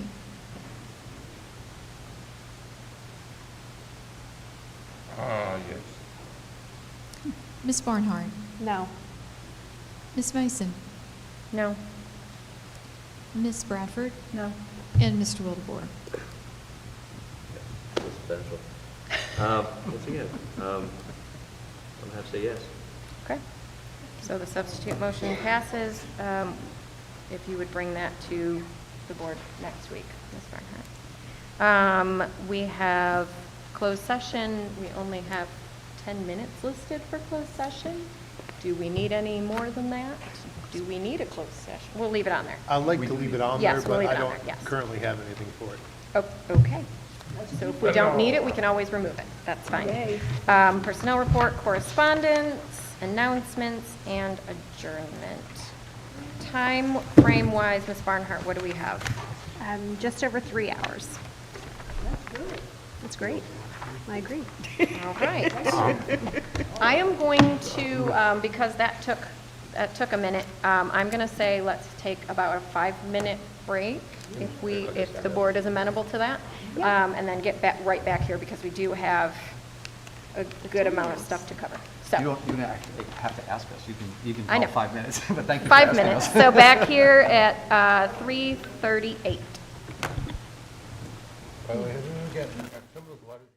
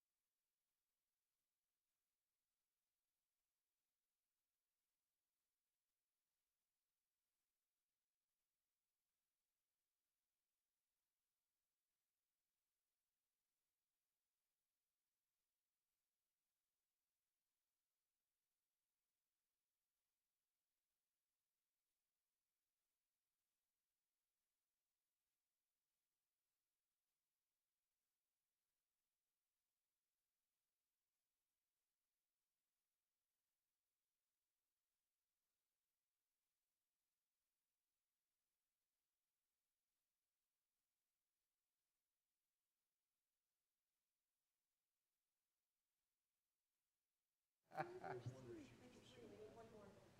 You'll have a line item there, that's your travel and reimbursement. That's where we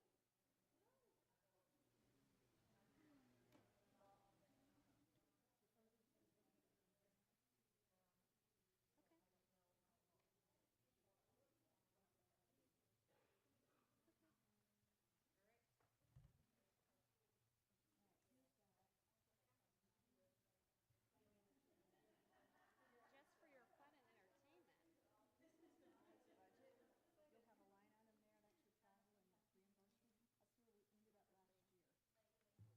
already would have,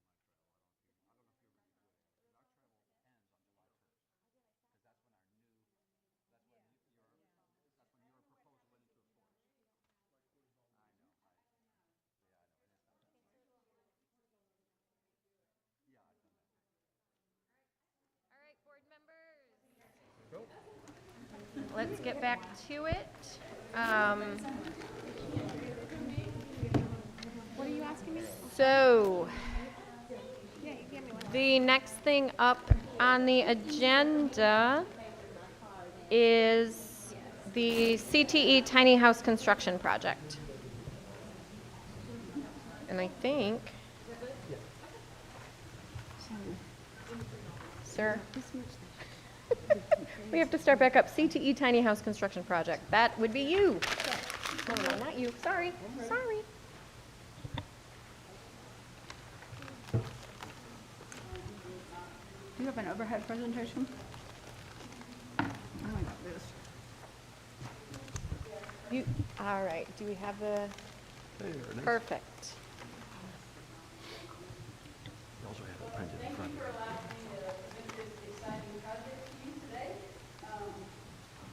This project, the focus of it is providing students with authentic learning experiences that align with real-world needs.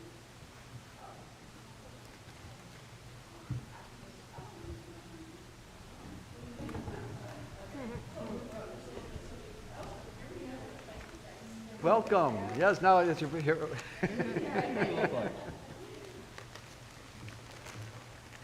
So not only giving students valuable hands-on experience in carpentry and construction, but it also brings our community together to support and celebrate their students. By working on this tiny house, students will gain firsthand experience in applying their knowledge and skills in tangible, impactful ways, all while contributing positively to our community. So taking a look at the tiny house design, the students will completely build this innovative house that will be a fully livable, compact home spanning 350 square feet. The design includes a fully framed and insulated walls and roof. Thanks. Comprehensive plumbing and electrical systems, all completed under licensed supervision. So inside you'll find a kitchenette, a bathroom, a cozy sleeping loft, equipped with energy efficient windows and doors. Both the interior and exterior will be finished and showcasing the students' craftsmanship. Lastly, the house, as you can see right there, that's the floor subsystem that's already built. And you can see that when it's time to move it, if you can imagine like a big forklift kind of thing, it's just going to go up under there and lift it up and put it on the bed of a truck and move it down the road.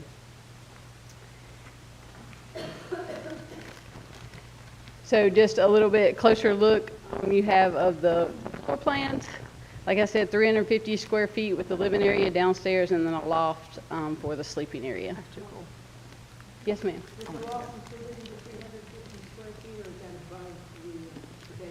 That's a great question. I think it's included, but I'm not positive. The flooring, just the floor. I'll check on that and make sure. I'm not positive. So tying this back to our district strategic plan, our goal number 1 is through rigorous academic at every grade level, students demonstrate a readiness for productive citizenship as well as higher education opportunities for employment. So as students participate in this project, they will obviously in framing and carpentry. But they will also apply academics like math and engineering and build concepts throughout the whole project.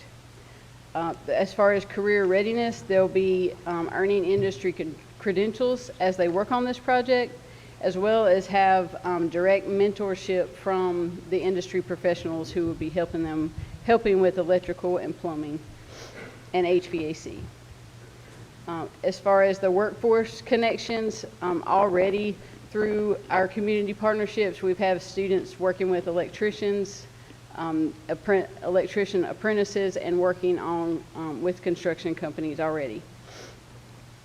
And then future opportunities, we think building, this type of tiny house and really collaborating with our industry partners will only provide more opportunities for students for internships and other work-based learning.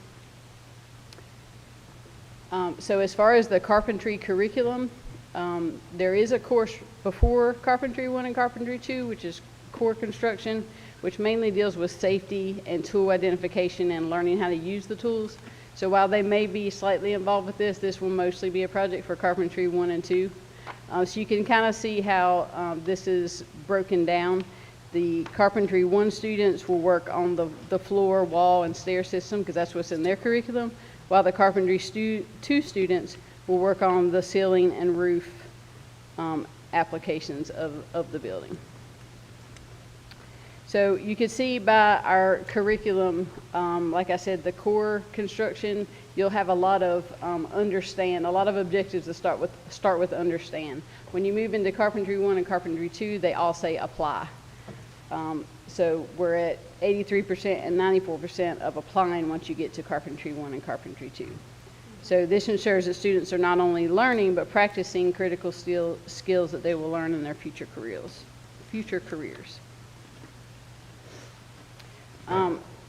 Relating this back again to the strategic plan, goal number 6 is to strengthen and expand community partnerships that directly enhance student opportunities and achievement. So this is kind of right in line with that.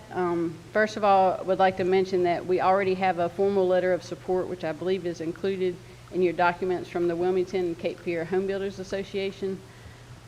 They have agreed to help us every step of the way with this, including recruiting electrical and plumbing contractors, HVAC contractors, to come in and help our students, especially with that work, because it's not really in the curriculum, it's kind of extra.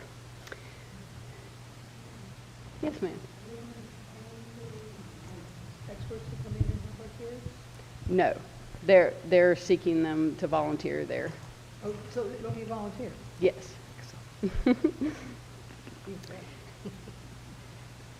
So as I mentioned before, also just the mentoring and possible internship opportunities that this will bring will also benefit our students, as well as community visibility. Let me go back to that first. That wall right there behind where the house is being built has already been suggested that we put anybody who's donated time or supplies or funding. We do kind of a sponsor wall right there, so we definitely want to do that to support our community partners. And I think Miss Ashley is going to talk about some numbers. Questions already. Dr. Merrick, who was first? Mr. Perry. So, I think this sounds like valuable experience, but I also, we're living in a county that is quickly running out of room for new houses, and actually there's a lot of public sentiment that says we need to quit building and save some of our trees. But there's always going to be need for people who do this, but from a renovation standpoint, are they going to get any practical experience as far as being able to fix or upgrade existing buildings from participating in something like this? Well, Carpentry 1 and Carpentry curriculums, I mean, this is kind of a type program. So just learning the framing, just to kind of give you an example, like normally to learn framing, we might build like one wall and put one window in it, just to learn the concept of how to frame out a door and a window. So this is just kind of over and beyond learning those basic skills as a project. Lots of other programs too. We've already recruited the drone program at Ashley. Do a virtual tour of it after it's done. We have interior design students at New Hanover who will also be involved. And then not to mention all the marketing and Adobe type students that could help us market it after it's done. Dr. Merrick? As a builder myself, I can tell you that students learning how to do this first absolutely sets them up for doing any kind of remodeling work. They have to understand the basics first. I mean, this is a fantastic program. I'm so excited for it. I wish to heck that I'd had this in high school and didn't have to, learn on the job, if you will. I'm excited that the community, of course, we get the community visibility, but I'm also wondering who's going to get the benefit of these homes when they're built. Is it like being donated to like Eden Village? Or, I mean, who's going to get to live in this house? So right now our plan is to auction it off with the goal of replacing the materials costs that we do have and also building another one. But we would certainly be open if we could get enough funding, like to, for the supplies for one and to start another one to donating it. I mean, where our goal is not to make money. We just want to keep the project going. Ms. Justice?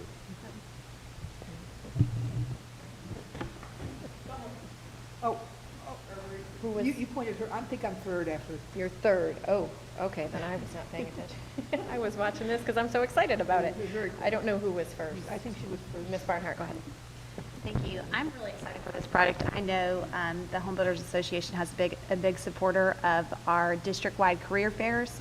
And so when we were talking about partnerships and really rebranding CTE, you've done a phenomenal job. I know there's more work to do, but the opportunity for the community to invest in our kids, there was so much spark at our last meeting to discuss this, of saying, can we create a project? And what's unique about CTE is when we're able to either purchase funds, and I see the request here is $35,000 so we can purchase the funding, but then also in conjunction get donated time of the people coming in.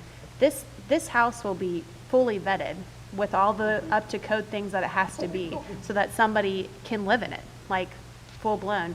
But what is really cool is being able to recoup that funding, so it's going to be a continual project year after year. And so the desire and the conversation has been is there's not enough people to fill the jobs for the needs that they have in our local community. And that's what we constantly hear of saying, how can we help change that trajectory? And so this is providing an opportunity where the kids get to have this really cool project to do. In addition, they're being responsive to needs.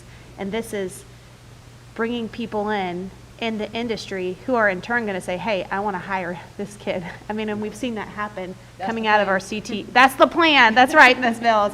Let's get them. But that's what's so exciting about this. So I'm definitely in favor of this.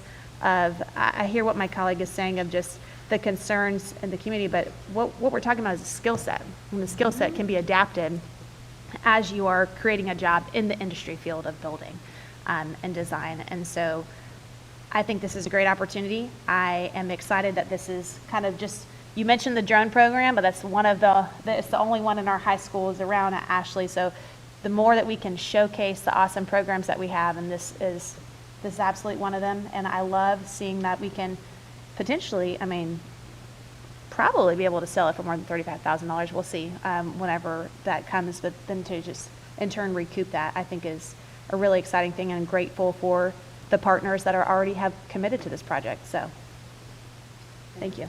Mr. Wildebohr? Well, she said most of what I was going to say, but I do have something to say.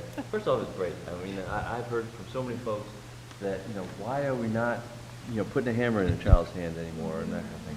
And there's so many children that, don't want to follow the college, trajectory. So this is great. This is for all our students. This is wonderful.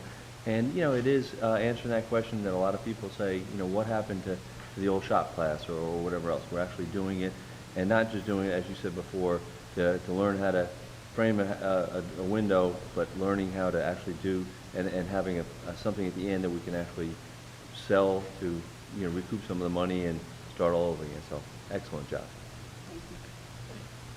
Ms. Bradford and Ms. Justice? And I'll pick up on where he left off. Just the idea that, a young person could go into school and learn these skills, as life skills, and it's going to change everything about their life. And we're just so proud of what you've done here. And something that I was thinking about when Dr. Merritt mentioned it, when they started Eden Village, they couldn't put the housing up because they couldn't get it. It was so backlogged for those, and those were basically tiny houses. So we could actually end up in a partnership with maybe some veterans organization or Eden Village, or county's talking about low-income housing all the time. So this can be an ongoing project with partnerships that we can't even imagine just yet. So this is just wonderful. This is New Hanover County Schools. Ms. Justice? Yeah, I'm looking for future projections of what's going on, because I think it's great to actually have I looked at you. But, the other high schools certainly deserve it too, because they all have shop classes and we'll really appreciate it.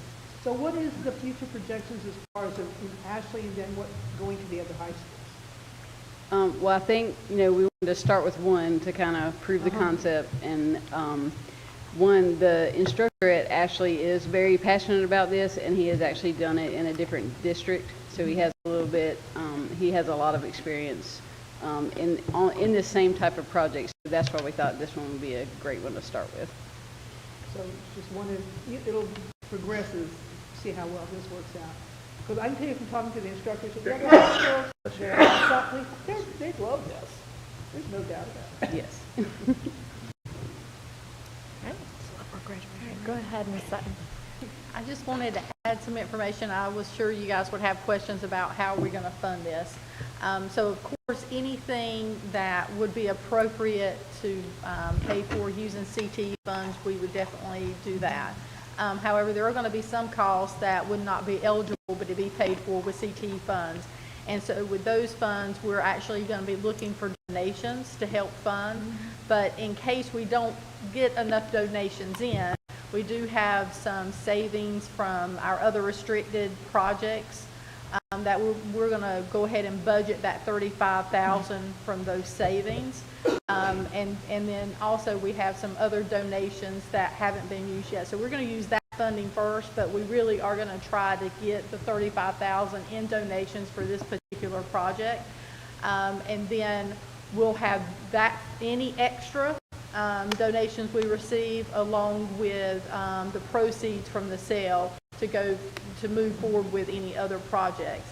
As of right now, and we're still talking a little bit, but we're looking at, in the $35,000 includes the auctioneer to sell the tiny house, and then we're looking to include in with the cost of the tiny house. So whoever purchases the tiny house would have the cost of transportation. So we would certainly, we have an estimated cost if it is within the county, what we think that would be, and we also have a vendor that we got a quote from that we could suggest, but of course it would be up to the buyer to actually move the house. So those were some things I thought you might have questions about, and I wanted to have that ready for you.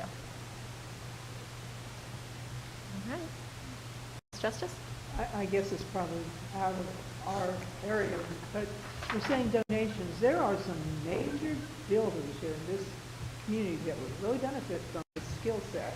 So how would you go about addressing this with them? Because when you think about it, they should definitely be coming forward and contributing for the future. Well, that's the great part about having the Home Builders Association on board already, is that, they have a foundation board they work with, and it's a lot of the custom home builders. So they're going to be pushing out these opportunities to all of their board members. Good. And folks who come are going to get first crack at the students graduating to go into those jobs. So it's going to create its own, momentum. Thank you. Ms. Barnhart? The sponsorship law also came out of a conversation from a CTE meeting with the representative from the builder community to say, can we highlight the people who are pouring into our kids? Because that, on the business side, that's what they want to be, understand, like, we want your kids to come work for us, essentially. And so, I mean, I love seeing this. I mean, I love the design of this. I think it's awesome. So thank you for bringing it to the board. Thank you. So as production work, it has to be approved by the board, so bringing you information today so that when you see it on an agenda item, you can just approve it on through. Thank you. Thank you. Thank you. All right. Next up, Mr. Wildebohr, your school visits. Well, and again, as I've mentioned, I think everybody individually, very much like our superintendent, asked he and his staff, the senior staff, to go to all the schools the first week of school. I've passed around a sheet that, if we all do 6 schools within that week, that should cover all the schools. If 2 people want to go to the same school, wonderful. I just don't, my biggest thing is I just don't want any school not to have a board member stop by. If you stay, half hour, 45 minutes, if you want to stay all day, that's fine too. I actually had a chair years ago say that, well, that they don't, teachers and nobody likes, board members to come, but the survey, not survey, the climate survey we did showed the exact opposite, that, why aren't we? So I think it's a good thing that we do. If somebody isn't able to go, then they can't go, but, it's not, that's why I started thinking originally about maybe going and saying, where does everybody live, and trying to get schools around them. But, somebody might want not. They might want to go across the town or something, but that way there we can all hit some schools, and anyway. And I know, oh, gracious me. I know that. I ain't gonna be 2 minutes, sorry, I lied. I'm disappointed. Kidding. So I know that we all kind of have had the opportunity. I know Ms. Justice is looking at it right now. Would it be possible for you to send to That's send just it the blank one. to us? What you sent us right now Oh, yeah. has I was nothing gonna on actually it. give it to Ms. Bowie and see if she wouldn't Perfect. mind. Because And I think that's also might be stuff nice on to it. have the That's- principals Right. come. Just so that we can ensure that you said we don't want to miss a school. Right. We want to make sure that every school is covered. So 45 divided by 7 is not even. Yeah. So it's, Well, I didn't put the pre-Ks in, so. yeah, about 8. So hopefully we can cover all of Yeah, and it's not the first day, maybe it's the first week, that way they're. You can't just say the first day. first day. I got to get my own to school. I don't know who had their hand up first, so I'm just going to go this way. Ms. Barnhart. Thank you. I love this idea. I try to get to a couple schools a week, and so I wrote down the schools that I checked off. Happy to do it, and it'll be sometime this week. And if it has to carry over to a little bit in the following week, so be it. But I'm committed to going into our schools, and thanks for bringing it to us to make sure that we can all take part in it. Mr. Perry? Yes, I think it's a great idea. I've tried to visit a few schools since I've been sworn onto the board. Just logistically, though, I have a question. I mean, typically, the schools that I've visited before, I usually make arrangements with the principal before I come. Do we expect to do this in this circumstance with such short notice, or what do you want us to do, Dr. Barnes? Go for it. So just a couple of level setting things for everybody. A year ago or so, obviously the school doors are wide open for you folks as well. There are two schools of thought. One is to let the principal know you're coming, so that they can either kind of get some time set up for you or whatever. Please know that if you go unannounced, I have told the principals very clearly that kids come first and parents come first. So if you get there and they are involved in something, I have told them not to stop being involved with kids, to be there. So especially in the first couple weeks, if you're going out to schools, I've told my folks that they're going out to schools with an attitude of what can I do to help? Not, can you give me a tour, can you do this? It's really, I want them focused in this first couple times on the kids. I think it's always nice. I think principals appreciate knowing you're coming. And so even our cabinet does that sometimes differently. I don't normally let them know I'm coming. Robin and Dawn usually do. So two schools of thought, just know that if you go unannounced, you may be waved at as they run down the hallway doing something else. Isn't good. Yeah, and if I could speak to that, I agree with Dr. Barnes 100%. But I think we just need to get that familiarity with the principals. Perfect example, I went to Williston one time, and the principal was tied up with something, I said, hey, and I've always said, if you guys are doing something, you know, I'll come back another day. I'm not calling anybody, you know, anything like that. And he, you know, it was actually Chris Madden at the time, and Chris said, you just go, you just go walk around. You know how to be around school. Just walk around. And he had he had that trust level with me that he could just let me walk around school, and I walked and talk to some teachers and some kids, and you know, so again, best part of the day for me. Ms. Justice? Yeah, I guess this is more of a procedure thing.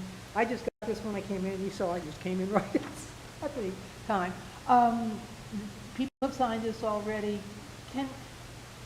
Shouldn't we be doing this online? It might be easier to keep organized. Which is what I think is going to occur. Okay. I think this was just a paper copy initially. Yeah, And I don't just thank for- you, by the way, Pete, for thinking of this and doing this.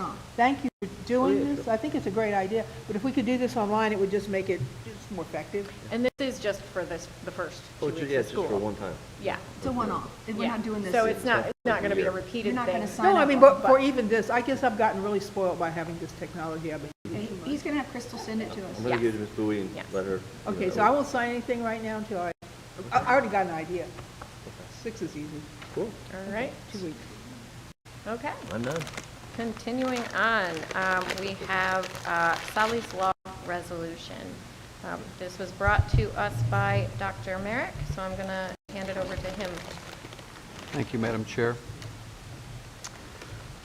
Solomon Wynn would have started school tomorrow as a senior at New Hanover High School. Instead, as a freshman there, and at just 15 years old, he died of complications caused by vaping. His stepmother, Charlene Zorn, and her family have had to endure what no family should ever have to endure, the loss of a child. And we have Charlene here with us today. Thank you for coming, Charlene.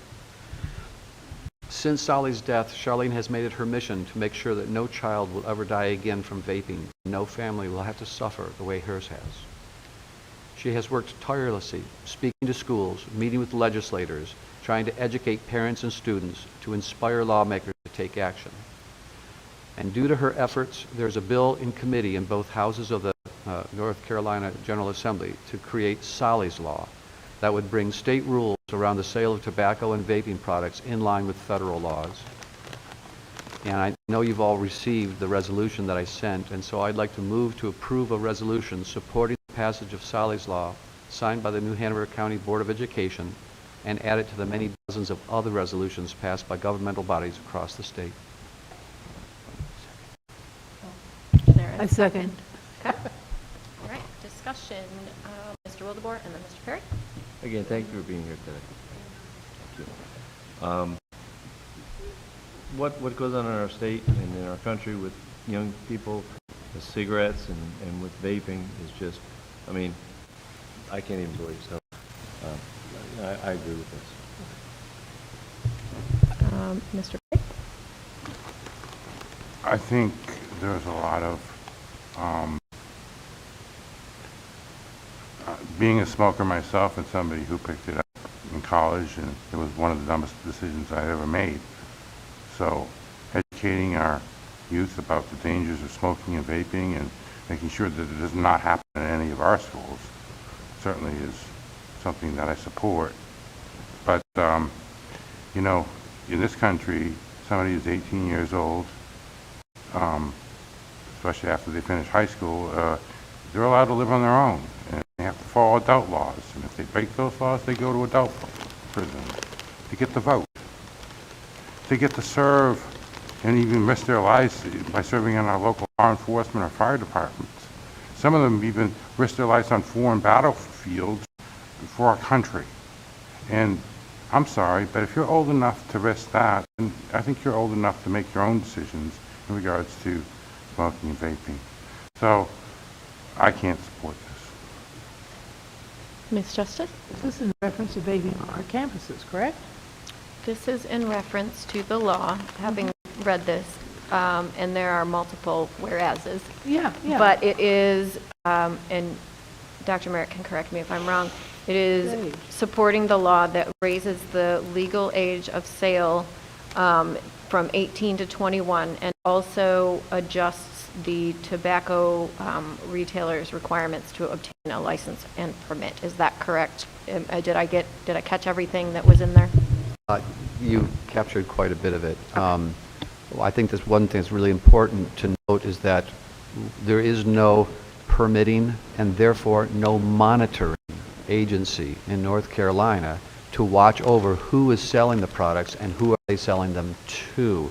And what we see is that in North Carolina, 1 in 5 high school youth report vaping by the 12th grade.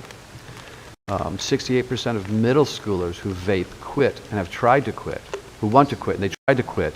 But 64% of high schoolers who vape want to quit and have tried to quit and can't. So these companies are actually marketing to young children.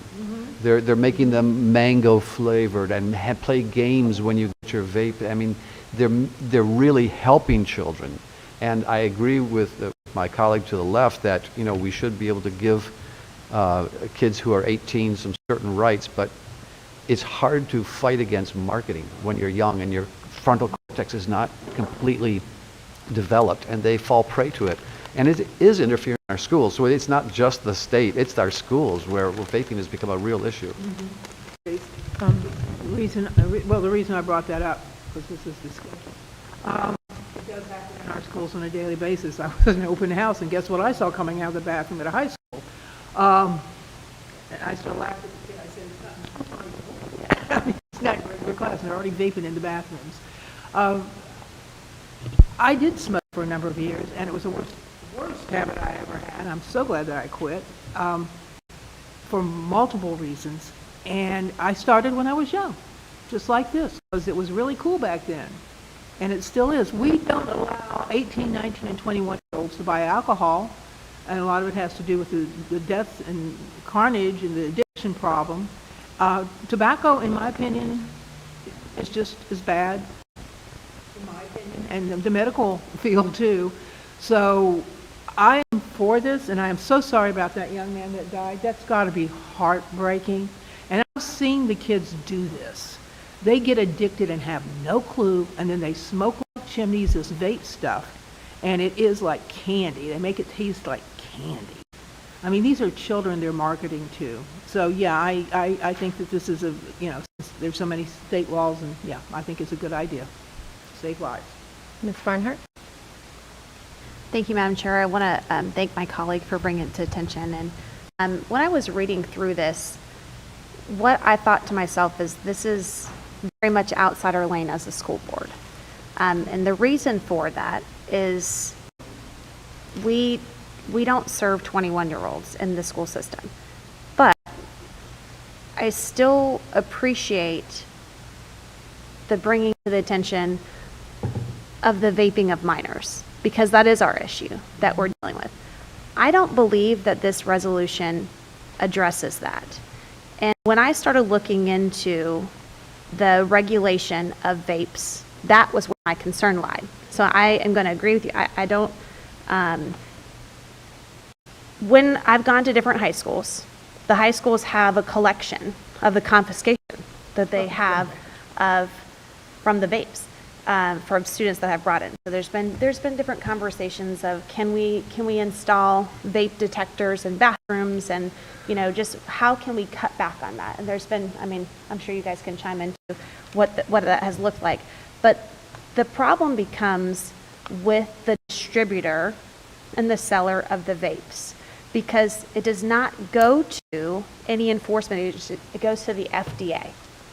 So I believe that that's the biggest problem here, is right now, in order to, if a school principal, they say the student knows that this site was able to sell them the vape, there's zero enforcement agency. What the school principal can do is they can go to the FDA website and say, this store owner sold to a minor. And guess what? Maybe there might be a follow-up from the FDA. And so I understand the sentiment, and I really do appreciate it. I don't think it's going to the cause. And so I would like for us to look at having an ordinance so that our county sheriffs and city police officers can go after the people who sell this. So I pause in hesitation of that from the state level for that reason, but I'm curious if we can pursue a different avenue so we can actually take action to keep our minors and our children safe in our school system, and for there to be some accountability here in New Hanover County in the city of Wilmington. And so today, I don't think I'm in favor of this, of adopting this, but I am in favor of saying, can we pursue something that actually gives accountability with that regard? Because I absolutely agree. When I started looking into and having conversations, our sheriff, they can't go after the store owners for that because it's not their jurisdiction. And I thought that's entirely crazy. So that's where my head is on this. But I appreciate the opportunity to have this discussion, and I would honestly like to say, how can we have that dialogue? I think it needs to be both our city council and potentially our commissioners to have that.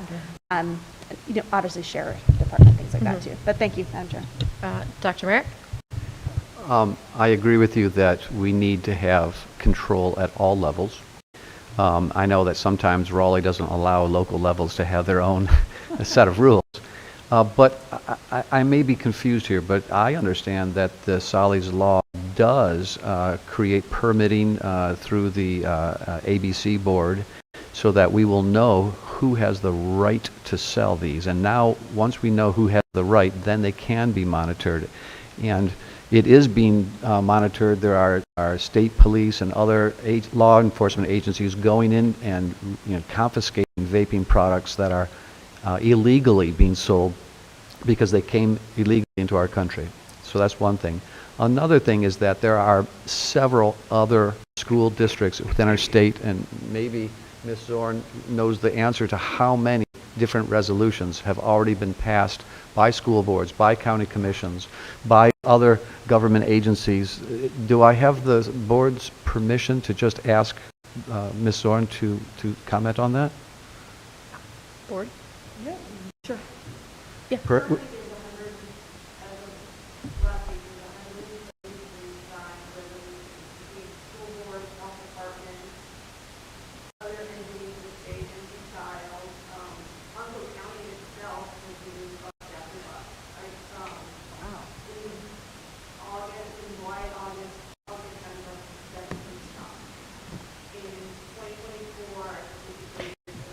Can I pause you just for a quick second? Do we have a mic available so that the community can hear her?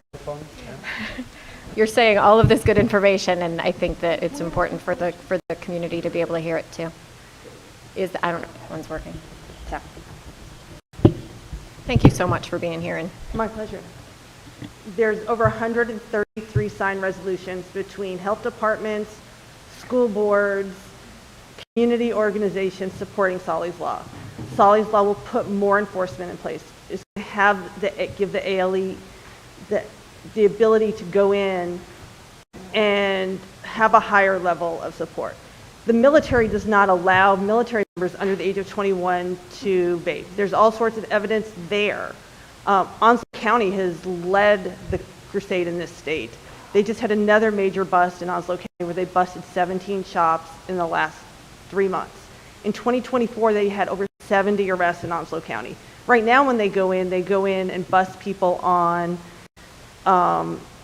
infringement's not the word, but when something looks like Yoda, like a toy, copyright, that's what they go in. They use copyright as their excuse to get into a store right now because they can't go in and say you're selling an illegal product. But your 12-year-old child could go into a vape shop and buy something, and nobody's going to stop them. And if we here in New Hanover County, where Solomon was born, where he went to school and died, don't say we're helping North Carolina support this. What are we saying to our other students? What are we saying to my son's friends that are playing football right now at Hanover? Ms. Bradford, did you have your hand up? Yeah. Would you like? Yeah. Okay. And then I'll come back. I understand the sentiment. I understand everything you're trying to do. I am so anti-tobacco, it isn't even funny. I can't be exposed to it or I will literally pass out in the middle of a board meeting when that happens. So I get that, but I agree with Ms. Barnhart that this isn't necessarily the school board's lane. And that sounds harsh, but I just, I'm generally anti-resolutions coming out of the school board. It's more of a thing the county does, the county commission does than us. And so I'm always going to not want to vote for a resolution. I checked with Dr. Barnes, and 8 to 10% of our students are 18 and older. So I'm not going to support it. It's not that I don't like the idea of it, but we're stepping into state stuff that I just don't think this is our lane. Although, I'm really torn because I want to support every good thing that comes along. But I also want to get back to the 3 goals of our school district, safety, academic performance, and communication, and focus our time in these meetings on that. And we spend so much time on resolutions, so if I support one more resolution, then you can say, oh, well, you supported this many last year. So I'm probably going to vote no, just because it's all these whereases, it's outside of my lane to try to influence the state in that, other than to say that I'm anti-tobacco. Especially anti-tobacco for children. So I'm gonna, because I haven't, I have to say that in listening to all of the voices that have spoken so far, there are so many good points that have been made. I love that this was brought forward. I hate that it was one of our students, and I am so sorry for that. I want to have the biggest impact where we can. We have the most influence here. And I don't want to negate the concept of this law in any way, shape, or form, but I want to be able, if we can address it here and go after it here, I think that we should definitely pursue that as an avenue. I love this concept of making sure that people are not selling to minors, making sure that we're regulating. I think that my colleague to the right of me made several good points on that why is this not already in place? And so I'm kind of going back and forth, but I do have a lean toward pursuing it at the local level rather than the state level. So Can I have one more comment? For the sake of time, hold on. I'm going to have board members speak, and then if there's anything, we can. So I think Ms. Justice was first, and then Dr. Merrick. I want to ask you questions. Now, ALE, that's the enforcement branch of the state, correct? Yes, alcohol, yes. So it's not the FDA, it's ALE that would be enforcing. Correct. Right, this is going on. And it sounds like they're very active in Onslow, and that Onslow County, has the commissioners in Onslow County done anything about this particular situation? Have they signed this? Or? I believe they are one of our resolution signers. Okay. They're very active. And I go up in Onslow County, if they're doing that, that's very impressive, because they grow a lot of tobacco there. The commander at Camp Lejeune actually put every vape shop in Onslow County on the blacklist. If you are working at Camp Lejeune and you get caught in a vape shop, they're subject to reprimand. And I would suggest you also taking this to our county commissioners. I've already sent it to our county commissioners. My goal is to start with the schools and to follow the next chain of command, to go to the city, to the county, to the endowment. I'm working it all. Well, you're doing a great job. Thank you. I mean, CARE, obviously. And we're in jeopardy of losing $5 million in education prevention if a bill is not signed in North Carolina by the end of the year. We're going to lose $5 million in federal funding. The state of North Carolina will lose $5 million in funding for prevention, including mental health funding. It's all tied together. All right, Dr. Merrick? North Carolina is one of 7 states that has not already gone into line with the federal laws. I respect what everybody is saying here. In some ways, I get it. In some ways, this is not our lane. This is a state thing. But 8 to 10% of our kids are 18. But I tell you what, we have a lot more than 8 or 10% of our kids vaping in the bathrooms right now. So this is absolutely under our mandate of safety for our schools by saying, and it's not an either or, it's not us or the county or us or the state. This is where we can say, you know what, we stand for protecting our children who are in school, who who are vaping and changing their lives. We've heard it from my colleagues on either side who said it was the worst decision of their life. And this is our opportunity to try to do something to keep them safer. And it doesn't mean we can still go to the county. We can still go to the sheriff. We can still do everything local. This is not one thing or the other. We vote on it now, we send it off, and it's one more way of supporting Solly's Law and supporting Ms. Zorn. And then we can go and talk to our sheriff. Let's do both. Thank you. All right. So there was a motion. Oh, so sorry, Mr. Wildebohr, go ahead. I'm just gonna have to agree with my colleagues across the way, we have laws here, we don't make laws, it's not our job to make laws. But, this is a piece of paper saying we support, we've heard, we all know somebody that's passed away from tobacco or from something like that. And even worse is from your child. I mean, I just can't, I remember my grandmother at 94, when she buried my uncle, said, you should know the day of your child. I mean, so, just signing this paper, it's one, let's plow it all. Let's do everything in. I'll go out with a sign out in front of the building and do it too, because, this needs to stop. I mean, we look at 12-year-olds vaping, or, maybe there is only a small percentage of our 18-year-olds, but, there's 16-year-olds that are vaping, I guarantee you, 14-year-olds that are vaping, so we need to do anything we can to stop this.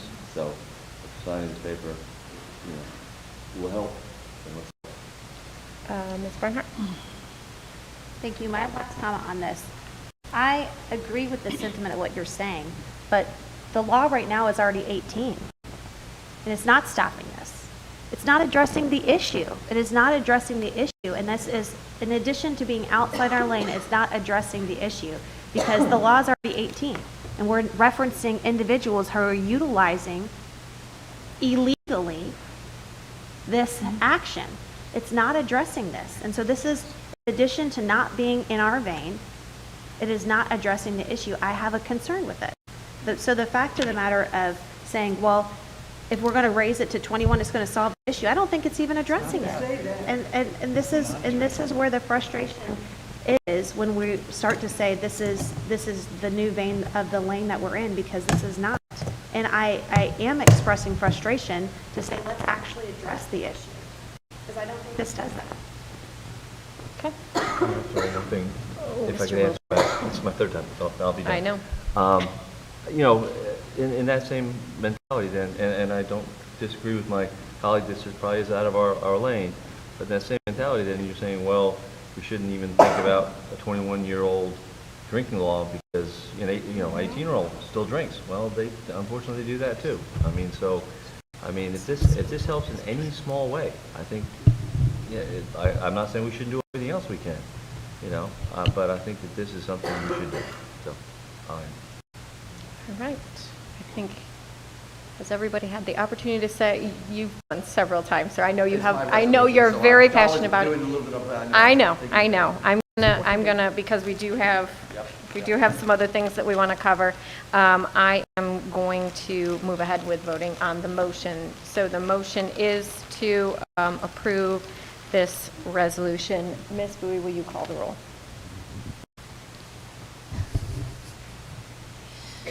Ms. Justice, Yes. Dr. Merrick, Yes. Mr. Perry, Nay. Ms. Barnhart, No. Ms. Mason, No. Ms. Bradford, No. and Mr. Wildebohr. yes. All right, so that motion fails. Continuing to the next one, which is the Andrew Comprehensive Remedial Plan. Dr. Merrick, this is also yours. Yes, you'll have to give me a second to get my computer back up.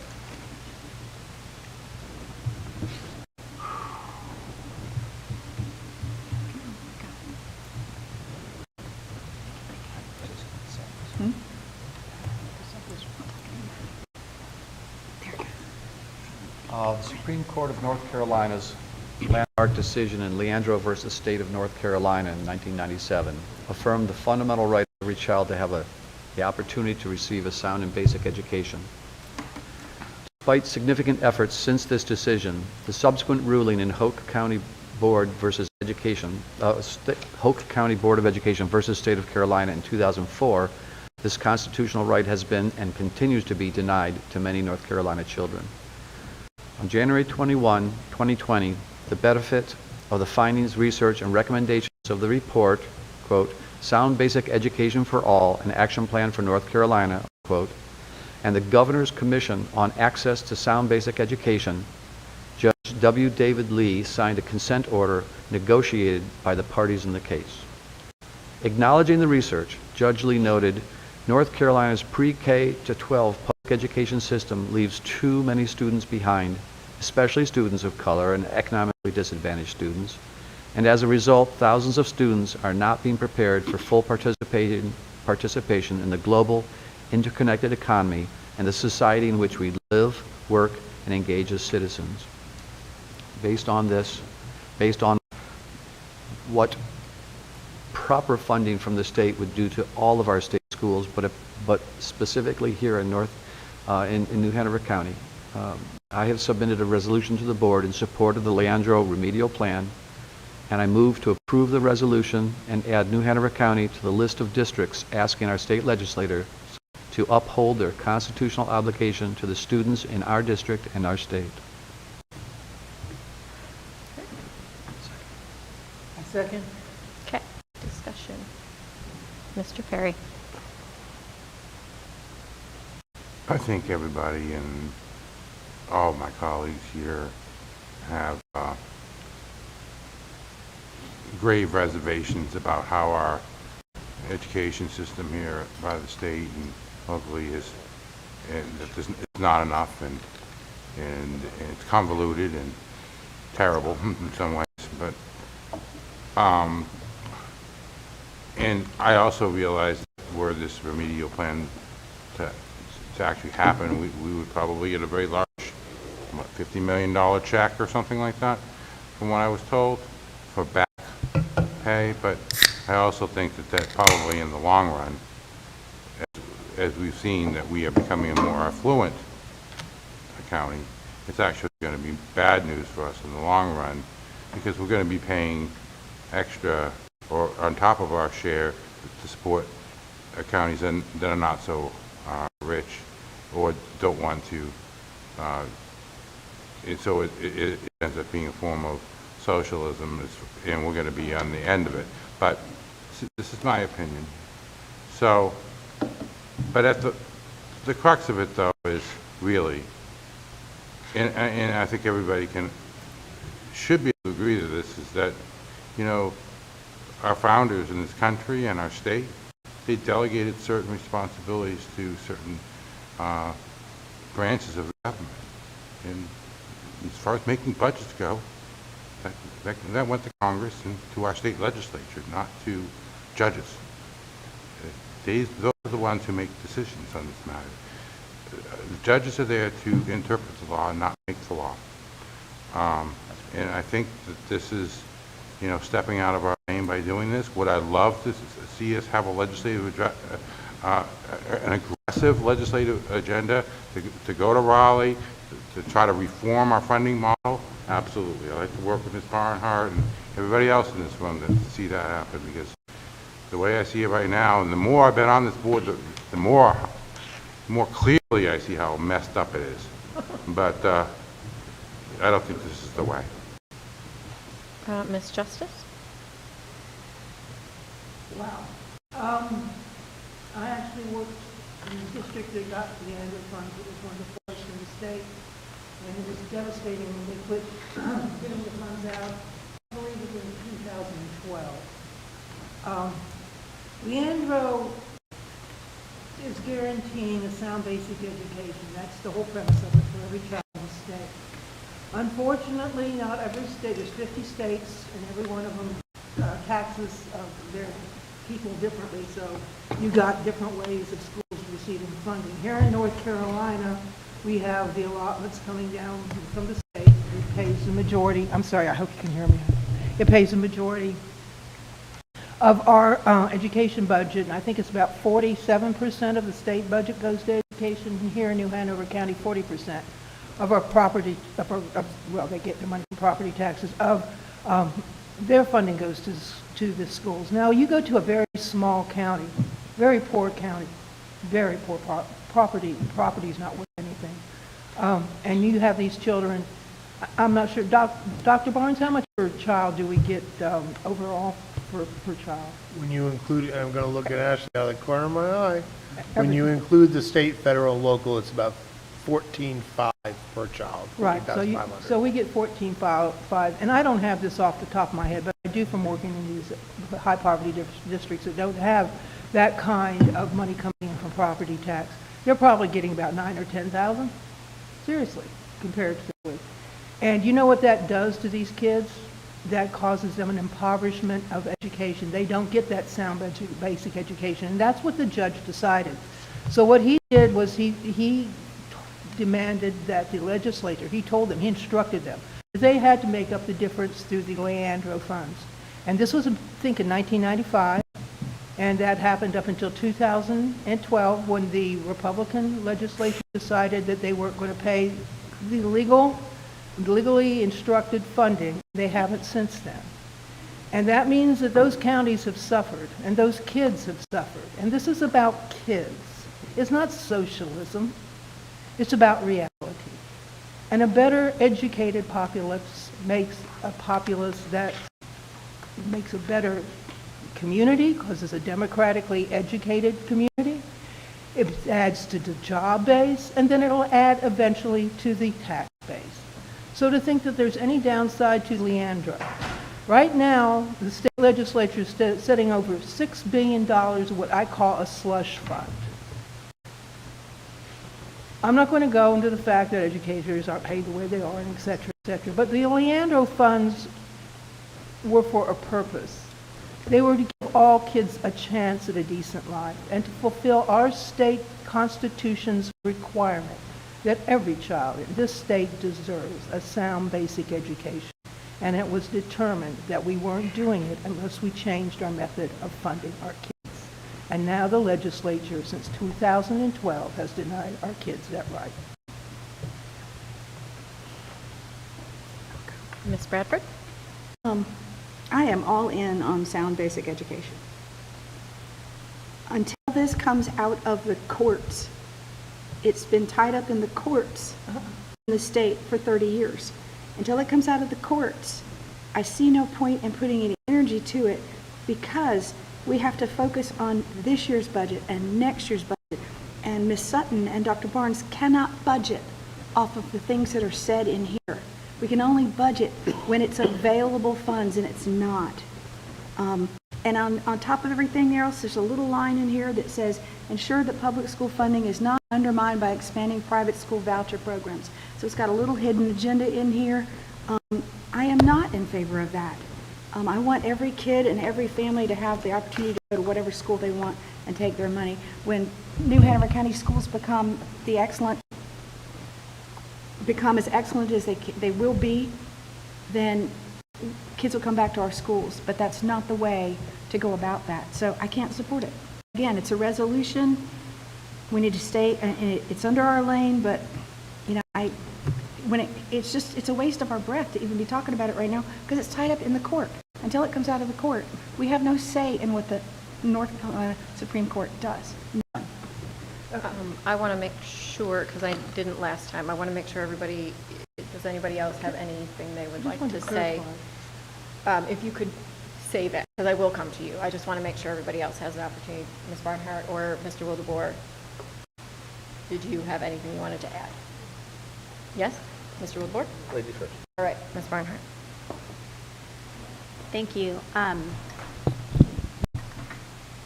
I want to pull up our legislative agenda that this board adopted, and it was created by input from board members and staff to talk about what is the highest needs to continue to close the gap for learning, and make sure that there's not a differential. And so I'm going to read off what these are. It was To support MTSS coordinators, that we receive targeted academic and behavioral interventions. Pre-K expansion, providing early opportunities, builds a strong foundation. I'm talking about support of the Be Pro, Be Proud truck with CTE initiatives. There was an initiative to get one in our local southeastern region that would be more accessible to New Hanover County schools. Currently, it's booked out for 2 years at a time. Increased non-instructional support for counselors, social workers, and health personnel, enhancing student well-being and safety. We talked about lottery funds of school renovation and repair and securing more capital needs from the state level. We're advocating for increase of teacher salaries from year 15 to 24 to improve teacher retention and reduce burnout. Expansion of the CEP meal program to ensure all students have access to nutritious meals, reducing barriers to learning. We are in support of the EC funding formula that provides a tiered funding support.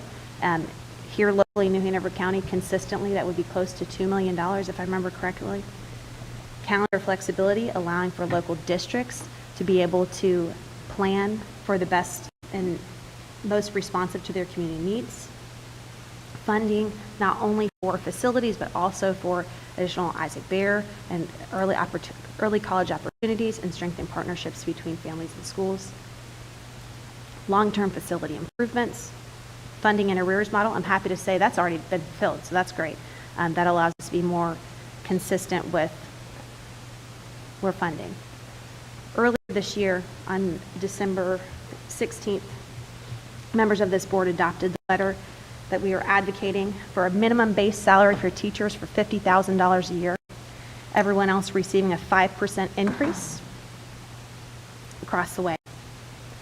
That was not fully adopted by this board. It's only adopted by 5 people on this board. We want to see change. We want more. Locally, we asked for an additional $28 million from our county commissioners, and we received an additional 7. So I would like to make a substitute motion for us to openly and again support our legislative agenda.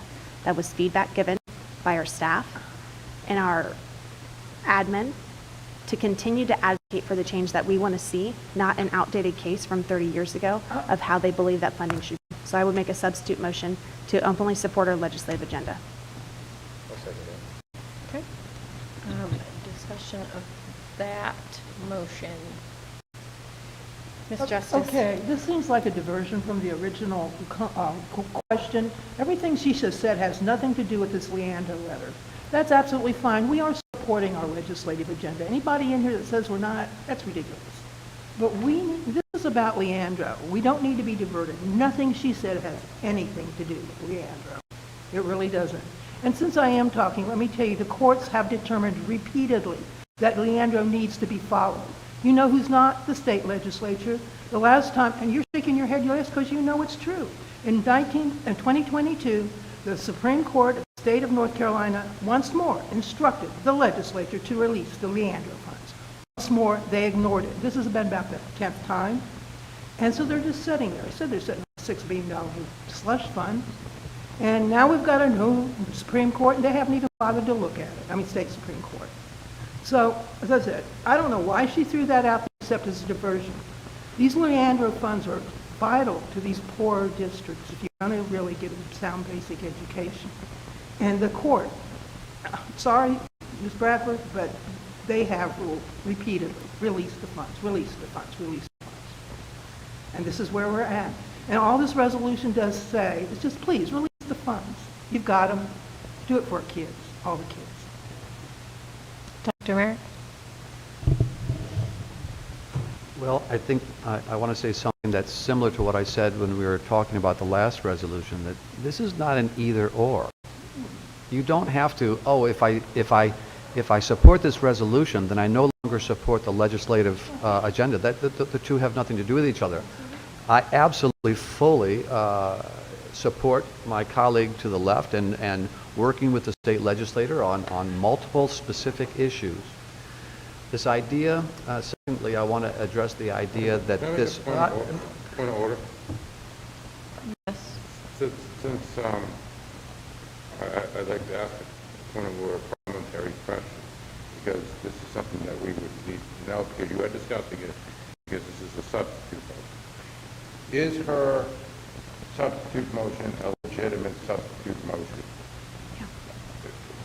From a parliamentary standpoint. He's making a point that it doesn't need to be, so. So I'm going to ask. A substitute motion.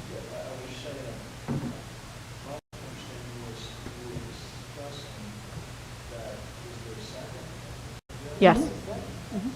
Yes. On the substitute motion.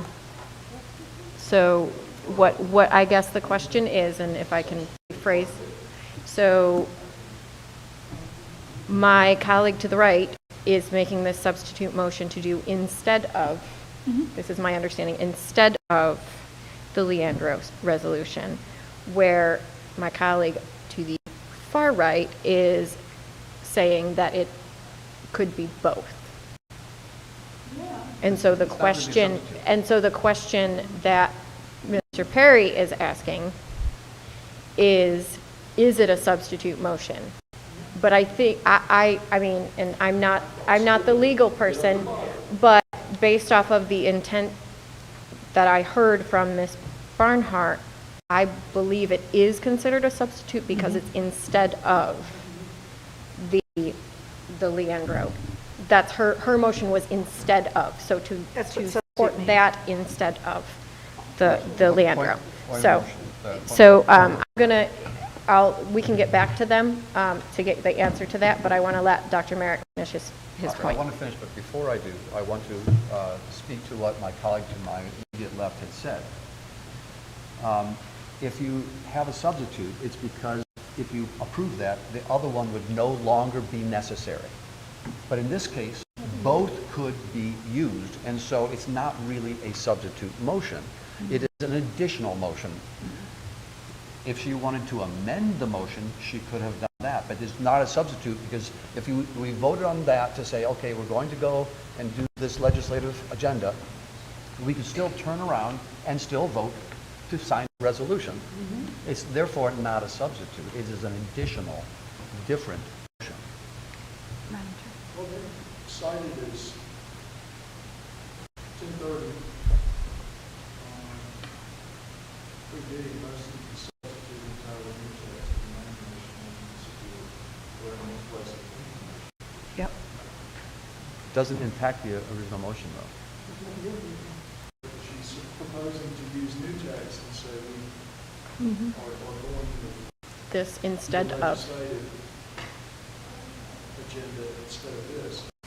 Yeah, it's like, here's the problem with what we're doing. It's like we're debating how many dances can dance from that to then. We get to the same spot either way, right? Yes, I do think it is a substitute of new text for the old.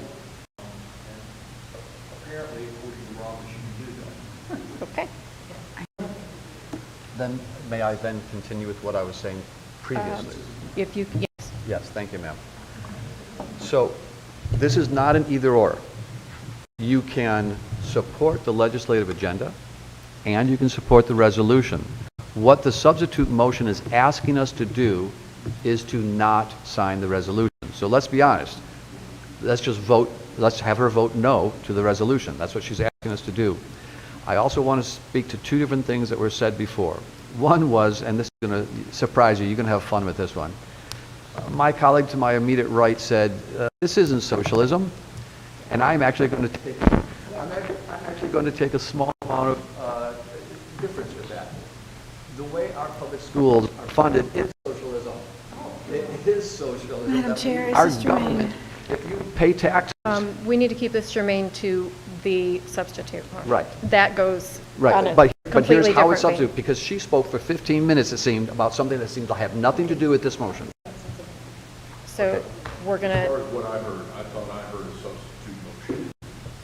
What I think it requires is a vote on that substitute. yes. If the vote passes, then we don't go to the first motion. Correct. If the vote fails on the substitute motion, Then we go to the then we first go back to the first motion. Correct. Correct. Well, We've you had know some that training part. on this. You knew that part. But she spoke for quite a long time about all that list of stuff that had nothing to do with the motion on the table. So give me just a little bit of latitude to speak about why we would not support a substitute motion and why we would continue with the original motion. So that's why it's germane here. If you don't have children, you still pay property taxes, and 40% of those property taxes go to our schools. That's socialism. That's just how it works. And we're also afraid of that word. If farmers get paid not to grow crops, that's socialism. Okay? Our government does things to help us have a better society, and that's what public education is. The last thing I want to say is that in New York State, when you talk about 14.5 going to our kids, 2 years ago in New York State, the number was 33,000. That's a big difference from 14.5. Now, you might say, oh, that's a blue state, whatever. But Wyoming, a very deep red state, 2 years ago, 29,000 per student. Okay? So when I heard someone say that it was not up to judges to decide about schools, it's the legislature. That's true. However, in the state constitution, it argues that we have the right to a sound basic education, and what the judge said was, you are not following the Constitution. And that is the judge's place. It isn't the judge's place to tell us where to put it or how to put it, but it is their job to say the state legislature is out of order. Now, I can tell by the temperature in the room that I'm just talking to air, but I just cannot believe that we wouldn't say, let's do both. The legislative agenda and pass this resolution. Thank you. Okay. All right. So there's a substitute motion to re-approve the legislative agenda. Is that a correct summary? Ms. Bowie, will you call the roll? Mr. Wildebohr? Yes. Ms. Bradford? Yes. Ms. Mason? Yes. Ms. Barnhart? Yes. Mr. Perry? Yes, yes. Dr. Merrick? Yes. Dr. Merrick? No. And Ms. Justice? No. And that motion carries. So now moving on to new business. Robert's, because that was a substitute motion and it carried, we now move on to the next. Robert's Rules of Order, that was brought to us by Mr. Perry and Dr. Merrick. Madam Chair, may I speak? Yes. In reading about that, the first thing we needed to do was vote on whether the substitute motion replaces Dr. Merrick's original motion. And then if it does, then we vote on the merits of the substitute motion.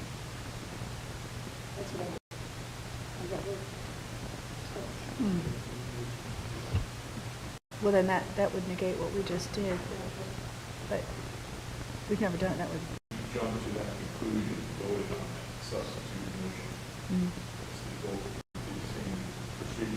Still gotta do it. Procedurally, okay, so, Mr. Wildebohr. I think we got a ruling from our attorneys on it, and then we voted on it. Right. So once, you can't go back and say, well, now you get vote on it before. We asked you for your opinion, you gave us your opinion, you voted after that. I don't think we go back and vote on it. I think moving forward, that is going to be the procedure, but I do agree with my colleague that we did already vote on it after hearing from the attorneys initially.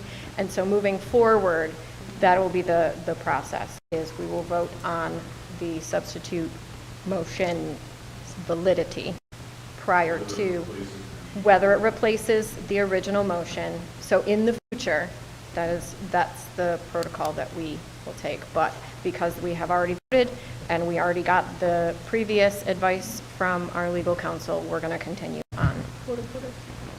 Ms. Brett. Just to remind you that you have access to parliamentary advice.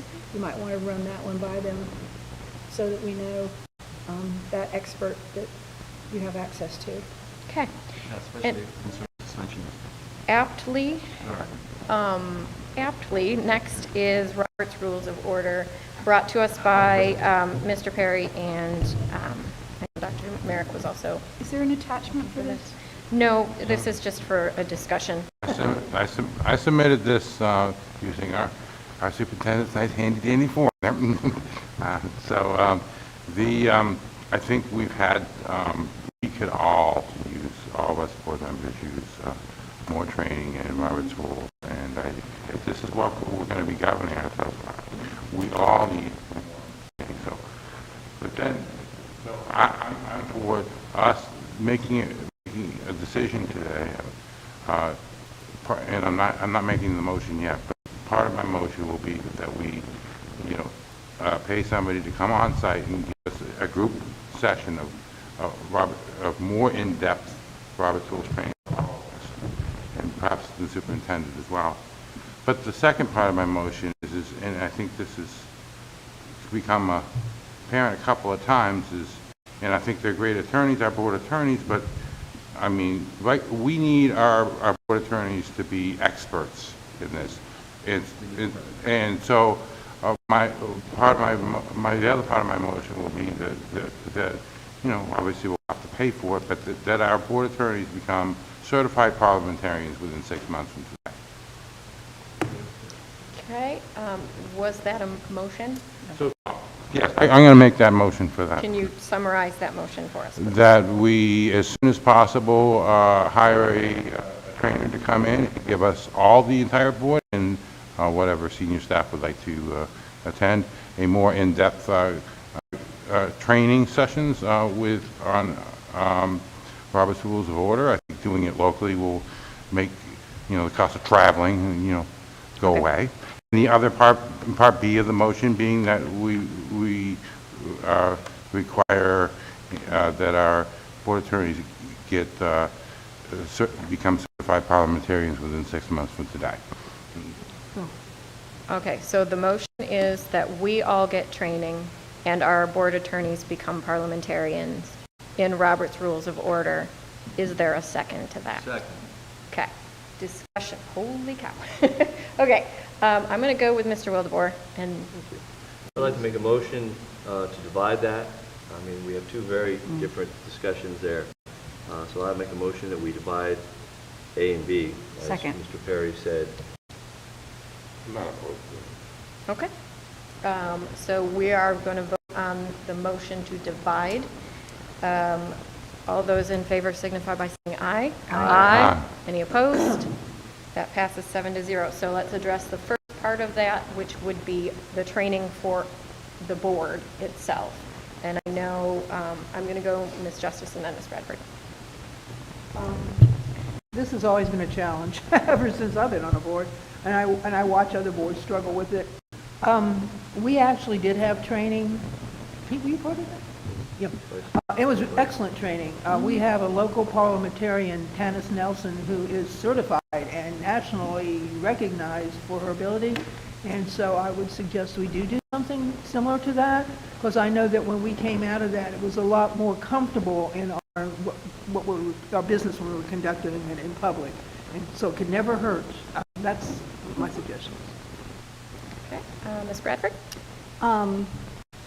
I gave everybody the sheet of our board budget, and ironically, there's an item on here. It wasn't on the agenda, but I've just been trying to see where we ended up and how much, with our board budget, how much money that if we don't spend that money, a portion of it goes to the fund balance. So I was really looking to see how much of that money went to the fund balance. You all have one of those. But under that, there's a workshop expense, and last year we had $8,000 in workshop expense budgeted, and we only spent $573. So we have the money to do that if we wanted to.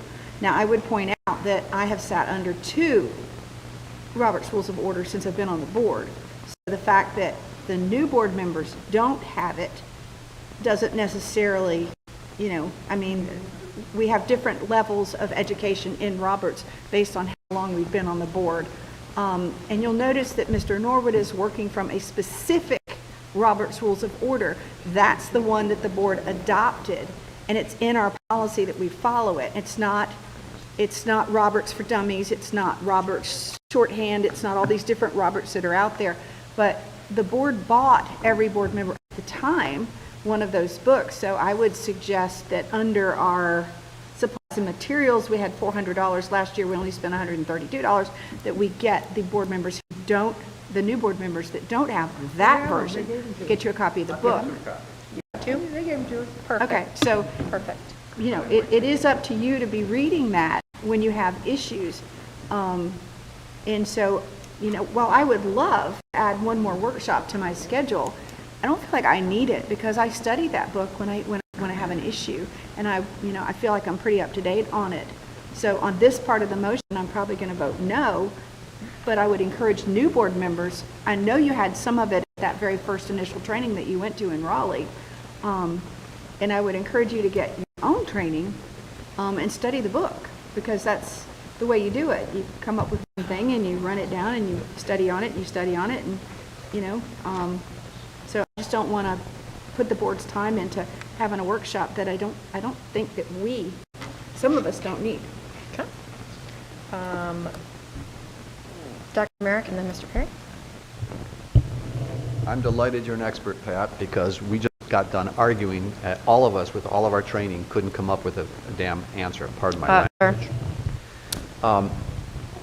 If you don't want to take it, you shouldn't take it. I briefly just address that language comment because I know that is a concern within our community. So if you could just briefly apologize. I did. I don't think, did you hear me? Okay, I did. I instantly apologize for that. You don't have to take it. If you got paid for it, the board Madam Chair, paid. he's directed his board comments paid, at no. me, and it has a So- If one of our members, pardon me. Dr. Merrick, I know you're very passionate, and I appreciate your passion. We do have to, if we are abiding by Robert's rules, make sure that we are not indicating specific individuals on the board according to Robert's rules. So, Even though that just to same, ab- that same just to- person did direct Just their to abide, comments to us. I understand, and I am sorry. So maybe we should have adjusted I that. understand, and I am sorry. Thank you. I appreciate that. I really do. So if you could just yes. readjust. If Thank you. anyone here feels they don't need the training, I do believe that they shouldn't have to take it. And if the board paid for training for some of the members before these new members came on board, then why wouldn't they pay for it for these new members? And I do think that the real problem is because I have read that book a lot, and I've disagreed with our lawyers several times on the way that they've, and I'm not a dummy, okay? And I've read that, and I go, I don't agree with their interpretation. I do believe we need parliamentarians. In fact, you know, I would go as far as to say, let our lawyers be our lawyers, and let's hire a parliamentarian to come in for 4 hours during our meeting. I mean, we need someone who really understands Robert's rules. And so that's not their job. I mean, they've got really important jobs. They're really smart about a whole lot of things, but Robert's rules is not necessarily one of them. And so they also need training, or else we need to get a parliamentarian.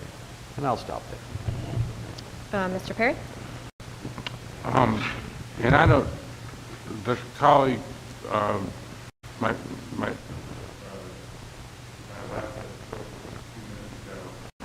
I don't know the extent of training that was received or what level of training, but I'm sure there are beginners courses, intermediate, more in-depth courses, and more advanced courses. How far you want to get. Having taking a beginner's course 2 or 3 times isn't going to get you too much far. At a certain point, you need to take the more advanced ones to get into the less common situations. And I'll just give an example here, and this is not to lay blame on our and try to point fingers at our chair, but until this last month, our chair, who probably took numerous classes in Robert's Rules, kept ruling amendments to amendments out of order for several months until last month when we were having meetings.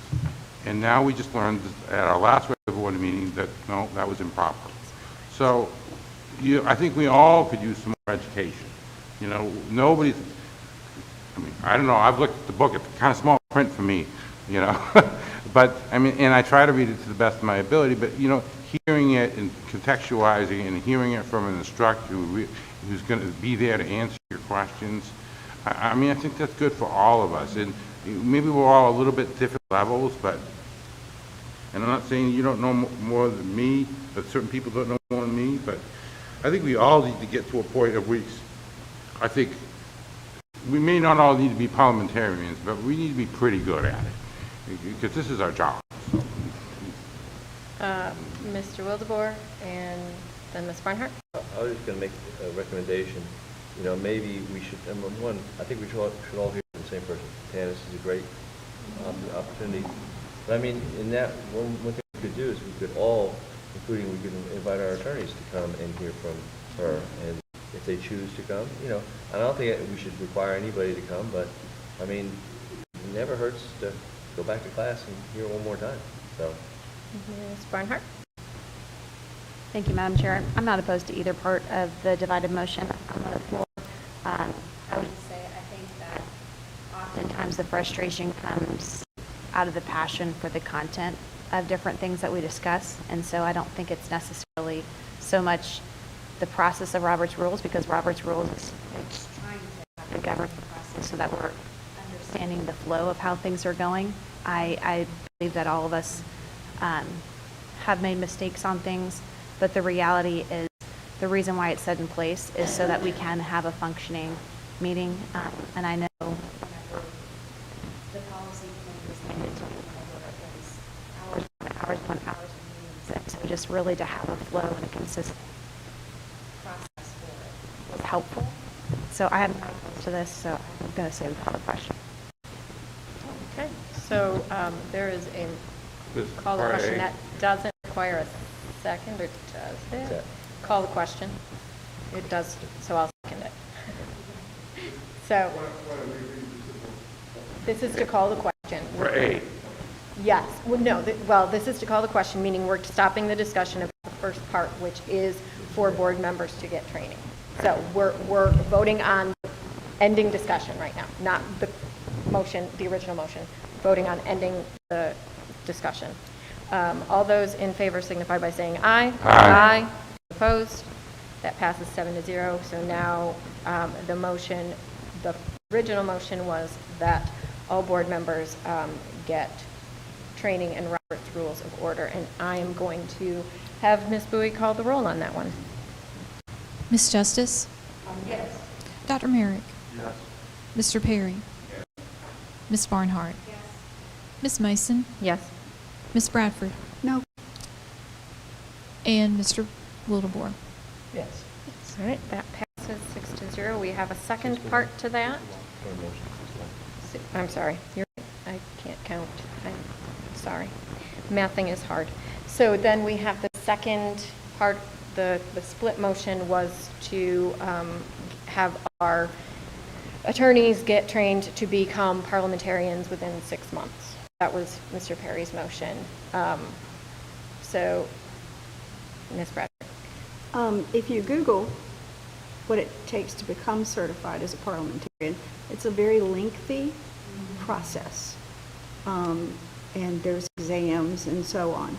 So I think the idea that we could have them do that in a 6-month time period would be extremely lofty. I disagree with an opinion cast earlier that our lawyers are not our parliamentarian, because I believe that's actually set out in our policy, that they are our parliamentarian. I could be wrong, but I kind of believe that. And it's an interesting little footnote here. Websites like Perfect Rules Inc. offer free training videos and resources on Robert's Rules of Order. There's a lot out there that we can do without spending money. But to ask them to be certified like that, I think is I can't support it. Ms. Justice? Yes, we're going to have training, we can understand, ask questions, find out. Parliamentarians aren't cheap. The training is extensive. To find somebody locally here and pay them every meeting is not practical. We don't have that kind of money. They're doing, any lawyer, I mean, Therington actually had a parliamentarian on staff, but they were a huge firm, and even then we didn't use our parliamentarian. Most of the time we just used the attorneys. what their, professional opinion was, so, yeah. If it's helpful, if you guys, I'm certainly happy to go to whatever training you go to, and I don't know, you shouldn't have to pay for my education, but, the other thing I was going to point out to Ms. Barnhart's comments earlier, Roberts's ADA set of procedures that you follow. The school government, for example, has suggested procedures for towns, counties, but as she pointed out, the idea is for leaders to flow and for you to be able to basically, in some orderly kind of way, conduct your business. I fear that a lot of times, and this was the point I was trying to make earlier, that you become kind of, that people treat it like it's some kind of religious experience that they have to follow this perfectly, and it is not. It isn't. You can still conduct the business of your board, even if you're not perfectly in compliance with one of the whatever those 697 pages in there. So that was just my observation about it. But the other thing I want to point out is I'm happy to go. I'm going to go to Dr. Merrick. I would like to say something, and then Mr. Perry. I make a substitute motion that we we require our lawyers to attend the training with us, and rather than sending them to parliamentarian school.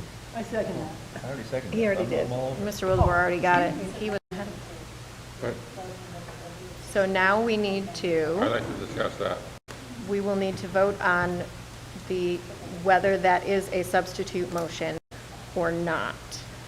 So that's the discussion at this point. Did you want to comment on that, Mr. Perry? No. Okay. So we're going to vote on whether that is a substitute motion or not. Actually, I do want to comment. Okay, go ahead.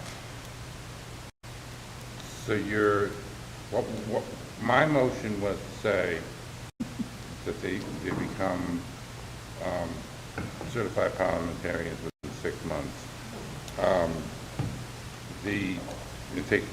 I didn't specify what training they would have to take, whether they would do it on their own or come or not come to our class. Certified is a term, a legal term. Hang on. But to pass a number test so that we know that they know that we can depend on their opinion when they're called upon as our parliamentarian. So I don't necessarily think that it's an either or. Okay. Hi, Dr. Barn. Ashley, did you get that answer? I would like, you just texted me. I would like to ask us to be aware of the cost of what we're talking about. You guys have $8,000 in your professional development budget for the year. If it goes beyond that, do I need to come back to the board because that'll be taking money out of the teacher's PD budget or something else? My concern, when I mandate that you go to training, I'm paying for it. So if we mandate that our attorneys become parliamentarians, I would be concerned with the cost that would refer back to the board. So with that $8,000, I just would ask when we get to the end of this conversation, if there's a number beyond which you don't want me to go, in scheduling and pay. Because at some point you need to assess the cost benefit analysis. Absolutely. Absolutely. All right, so right now we're voting on whether Dr. Merrick's motion is a substitute for Mr. Perry. I almost called you a doctor. You almost got promoted. All right, Ms. Bowie, will you call the roll? This is whether that is a substitute motion. Ms. Barnhart? Yes. Ms. Mason? Yes. Ms. Bradford? Yes? Mr. Wildebohr? Yes. Mr. Perry? No. Dr. Merrick? Yes. And Ms. Justice? Yes. Okay. So Ms. Mason, point of order from me. 6-1. Point of order for me, I voted, but I remember the first time I heard about a substitute motion and I went and studied it. And I suspect before Ms. Barnhart offered one, she'd studied it herself, I don't know. But I disagree that we have to vote on, is it a substitute motion or not? So while I'm voting yes and no and whatever on this, I disagree with what we think is the new process. I think the way we did it in the past was the way it was correct. That's just my point of order. Now. All right, now. Do we turn the discussion on the actual? We are going to talk about the substitute motion, which is that our attorneys attend the Robert's Rules training with the board. And so, Mr. Perry, go ahead. Yes, I mean, I think it's wise that they do, and I certainly would hope that they would, just on their own initiative, whatever certifications they would need to become parliamentarians. I think that would be actually something good to put on your credentials for future other positions down the road. So, and you would be a big help to us, because even in this meeting now, we called on you to ask, you came up with one answer about how we now have to take a vote on something, which you didn't previously tell us, so you didn't know. And it would have been easier if you knew what Mr. Kromke could have told us, what he told us immediately. So, and then again, we went several months and our parliamentarians did not rule that, yes, you can make amendments to amendments. And we went on for months like this, and that has real effects on what happened. So we need to be able to depend on them to be very knowledgeable. I mean, even more knowledgeable than us. So, I am for them attending the training. It's a substitute motion. I'm fine with that. But, you know, I would just hope that they would continue their training beyond whatever we get. And I wanted to speak because I haven't said a lot. My biggest concern was cost. Do we know how much training actually costs? And I'm going to actually defer to either Dr. Barnes or Ms. Bowie. I got it. Last time the last training we did was in 2021. It was $2,000. $2,000. And we have $8,000 total for the year. Yeah, for just looking at workshops. Becoming a certified parliamentarian, it actually says it's highly recommended that you take a year. There's an application process, there are classes to take and all that. So that's a looks separate. little pricey. Yeah, so that's separate. I think we're outside of that. But So the last time it was about 2,000. We have about 8,000. And so that was really what's kind of pushing me one way. We need to be able to afford it. As important as it is, and I definitely believe it's important. I know that I have never claimed to be an expert in Robert's Rules. I have a working knowledge of it just as much as I think several other board members have, but I think getting a refresh is not a bad idea at all, and I think having our attorneys there would definitely be helpful for them and for us. So, Ms. Barnhart? Thank you, Madam Chair. I appreciate my colleagues' substitute motion because I do think having them attend and working together, again, this is about facilitating and making sure when we are doing a vote that everyone knows this is the process that we're voting on at the time. And this is not a attempt at a gotcha moment. This is trying to understand that we're all cohesively making decisions. And yes, there might be times we look back and say, we would have done this differently, but it is the overarching general rule so that we can kind of have the same idea of where we're coming from, of how to operate together. And so I do understand and openly have the discussion, disagreements, but it's protocol. So the protocol set and the follow through of it is what we're trying to be consistent with, regardless of, looking back on 2 years ago, a decision, or 6 months ago, the process. We're trying to do the best we can. So I'm in favor of this with the cost accruing and what everyone else has discussed.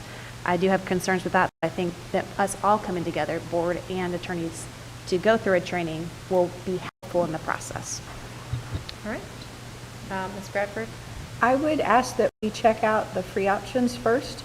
I know that one of the approved PD options that this board has offers parliamentarian help for members. They may offer training. So I'd ask that we find to see if there's not something out there that's free or reduced cost before we spend $2,000. It would be great if we all had the same training. And something that was said earlier about former board attorneys. I remember being brand new on the board and the board attorney rendering an opinion that I went home and looked up. And the board attorney was incorrect. And when I called him on it the next meeting, he said, oh, actually, she's right. So that was way before y'all's time. And we no longer have that board attorney firm. And they were one of the biggest in the state. So lawyers are like doctors. They all have an opinion. And board members, we all have an opinion, but and you can't have too much Robert's training because it's just so in-depth. But I would ask that we explore free options first. I'm going to go with Mr. Perry, and then, and just so that we're keeping track of time, we do have 2 more things to discuss, plus about a 15 to 20 minute closed session. So we do have to keep that in mind as far as time-wise, because at this point it is 5:18. So, Mr. Perry.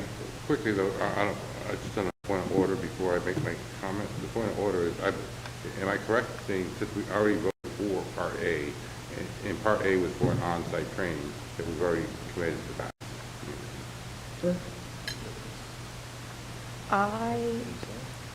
No, we didn't say on site. I mean, we could do something, on the whiteboard. We were only specific about us, so I want to make sure that we are including our attorneys in that, because we did split that. Right, exactly. That was only the Part B. Right, the substitute for Part B. Yes. As far as my comment, you want to ask them? Well, did you just as briefly as possible? Yeah, so as far as that, yes, I guess my only is, I don't know how individualized the training, when they come here to give this, are they able to, to give our, to everybody, like, my colleague to the directly opposing me may need more advanced training than I need more fundamental understanding. So can they vary the tracks a little bit depending on what our experiences are? I mean, maybe these are things we should look into. I'm great with our attorneys coming to whatever training we have. All right, Mr. Crompie. I wanted to speak on the overall purpose of the rules. And it reminded me of my trial this morning in Henry County over a Labrador retreat in front of a very veteran judge, Chad Hodgson. And we all know that he's been a district court judge for years now. And what I want to emphasize is that Robert's Rules provides a framework for conducting meetings that ensure fairness and maintains order for the meetings. There are quick decisions that need to be made by parliamentarians, that need to be made by board members. There are nuances in the way things come out and are interpreted. And what I'm getting at is that at the beginning of this trial today, as I rolled into my witness, put this lady on the stand, everything I said was being objected to by a veteran defense attorney, Brian Smith, I think his name was. And so Hodgson stopped it. He brought us back into chambers, and he reminded us of civility. He reminded us that we will be there for 4 days if we continue on that same pace. Because sometimes I go real quick with the way I speak, and it's not like I normally speak in the dais here. And so what I want to remind the board is that when the lawyers say very little, it means the board's getting along, it means the board's doing its job right. When we don't have to pick up the book, it means you guys are doing your job. Now, I can take a ton of training, but when I'm up here trying to figure out what's going on and what's the right rule, I try to get a quick canvas on what is the board wanting to do. When the board votes 6-1 on something, I got a feeling where things are headed. And I'm not worried so much about Robert's Rules at that point in time. And maybe we've violated an exception to Rule 5B, the second path. And I mean, what I'm getting at is that Robert's Rules is just a framework for us. It's not a blueprint. It's to try to have a good, honest conversation where everybody's heard, the minority opinions heard, but at the same time, everything's put to a vote. We try to follow our policies to the best of our abilities.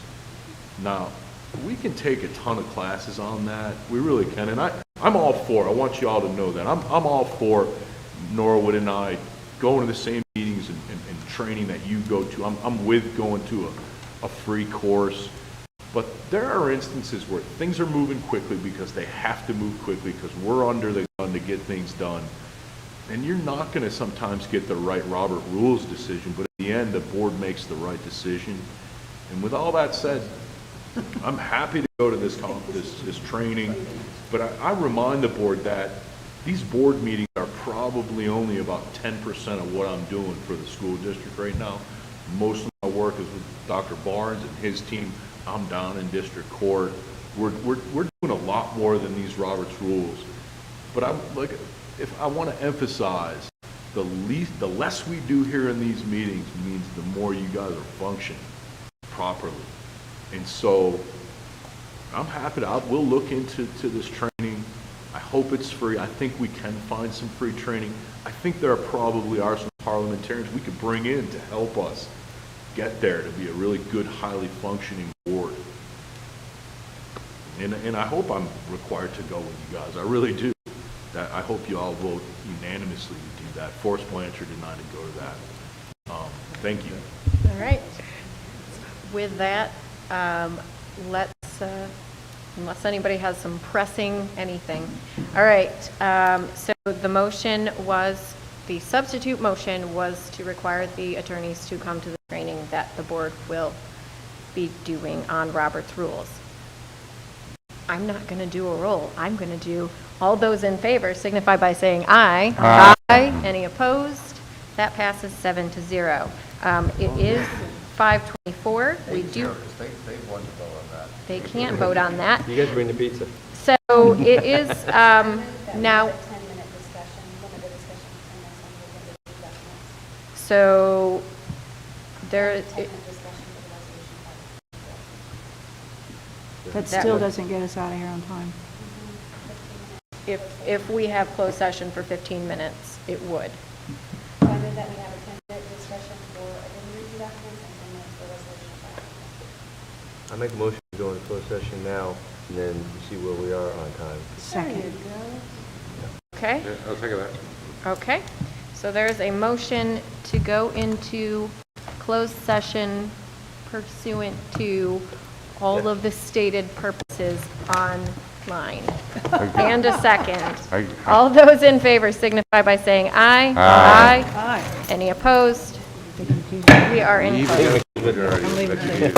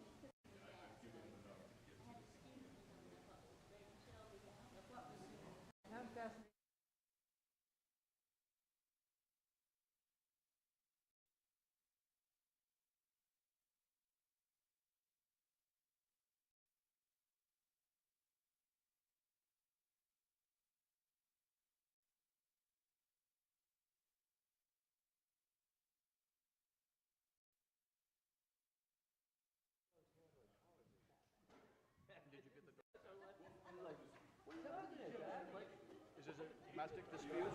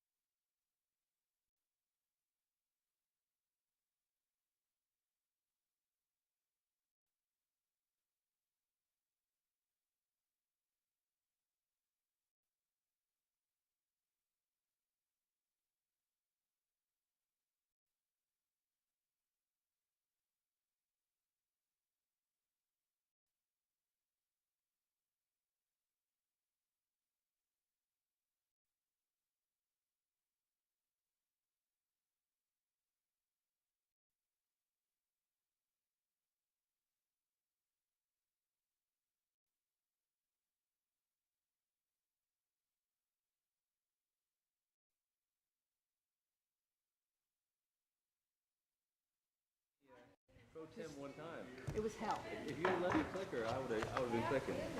All right, we are back in open. What's next? Let's do the personnel since it's right typically Oh. after closed. I move we accept the recommendations on the personnel report. Second. Okay. Any discussion? Hearing none. All those in favor signify by saying aye. Aye. Aye. Any opposed? That passes 7-0. Sorry, my computer was off my hands. Okay, so going back to, yes, sir? Sorry. Can we all say good job, though, for having 8 teacher vacancies day one? Thank you. Good job. We have a great HR department. Now. I was gonna say it. Anyways, all right, so the next up on the agenda is the agenda review documents. And I did, in conversation, and I talked with most of you yesterday, but one of the things that was requested was that we have the policy in front of us that tells us what we need to do when it comes to advanced delivery of meeting materials. This was brought forward by Ms. Bradford, so I'm going to hand it over to her. Well, I didn't bring the whole issue, but I brought policy 2335, and I would move that we send this policy back to the policy committee to meet on that, because I was thinking about it this morning. You know, we have lofty goals for, you know, at 5 days, excluding holidays, we're going to do all this stuff, but face it, the staff had some challenges getting everything on this agenda for us today. And so we have to look at our limitations against lofty goals. And so I think we need, when this policy was made, even though it says regular interim and agenda, it was made for those old board meetings that you used to sit through, Judy, and not agenda reviews. So we never really tweaked this for agenda review. And, you know, I know that there are board members that don't like the way this goes, but I am very in favor of what we're doing now. And so if we need to tweak the days and the hours, but think about 24 hours ago, what were you doing? And to ask the staff to get us everything ready by this morning, they would have had to have done it by Thursday. It needs to go back to policy. So that's my motion. Move it back to policy.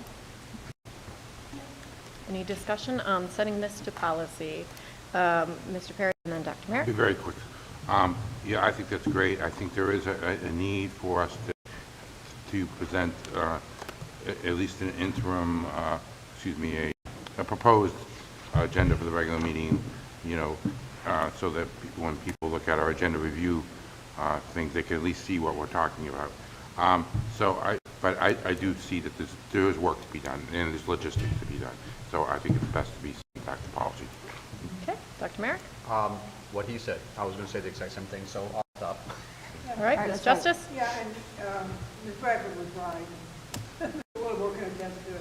This is a whole different format and way we're handling things, so we do need to have policy up to date to how we're handling things now. Just makes sense. You know, and to that point, remember with the weighted student formula and all that time that you spent on those, you kind of separated them out into two things. Maybe advanced delivery for board meetings and advanced delivery for agenda meetings are slightly different. Well, so we're doing things different. And that's what I'm, hope to see, but let it go to y'all and y'all figure it out and then we'll deal with it. All right, Dr. Merrick?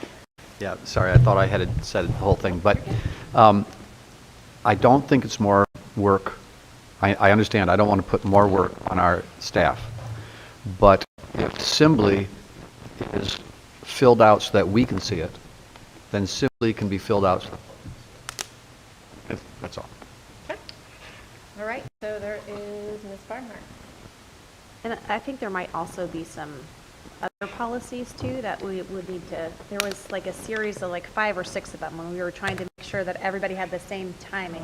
And then there was a discussion of regular board meeting versus advisory meetings and things like that. So while I'm going to agree to send this back to policy, there might also be some others. I'm looking at the policy chair over there that need to be looked at with that, because what an agenda review meeting was classified at when we were discussing this previously in policy was a specially called meeting. And so if we want to have a delineation for agenda review meetings and what that looks like, that would be a consideration of the policy and then our full board.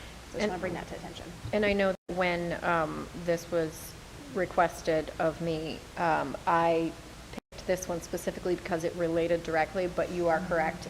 We did have other policies that were connected to that. I do remember lengthy conversations about that. So I think sitting down with the chair of policy, we can kind of sort through what we need to do. Ms. Justice? Yeah, and I just remembered too, there's also state statutes that's involved in this, so we need to have all that prepared for us when we get there. Absolutely.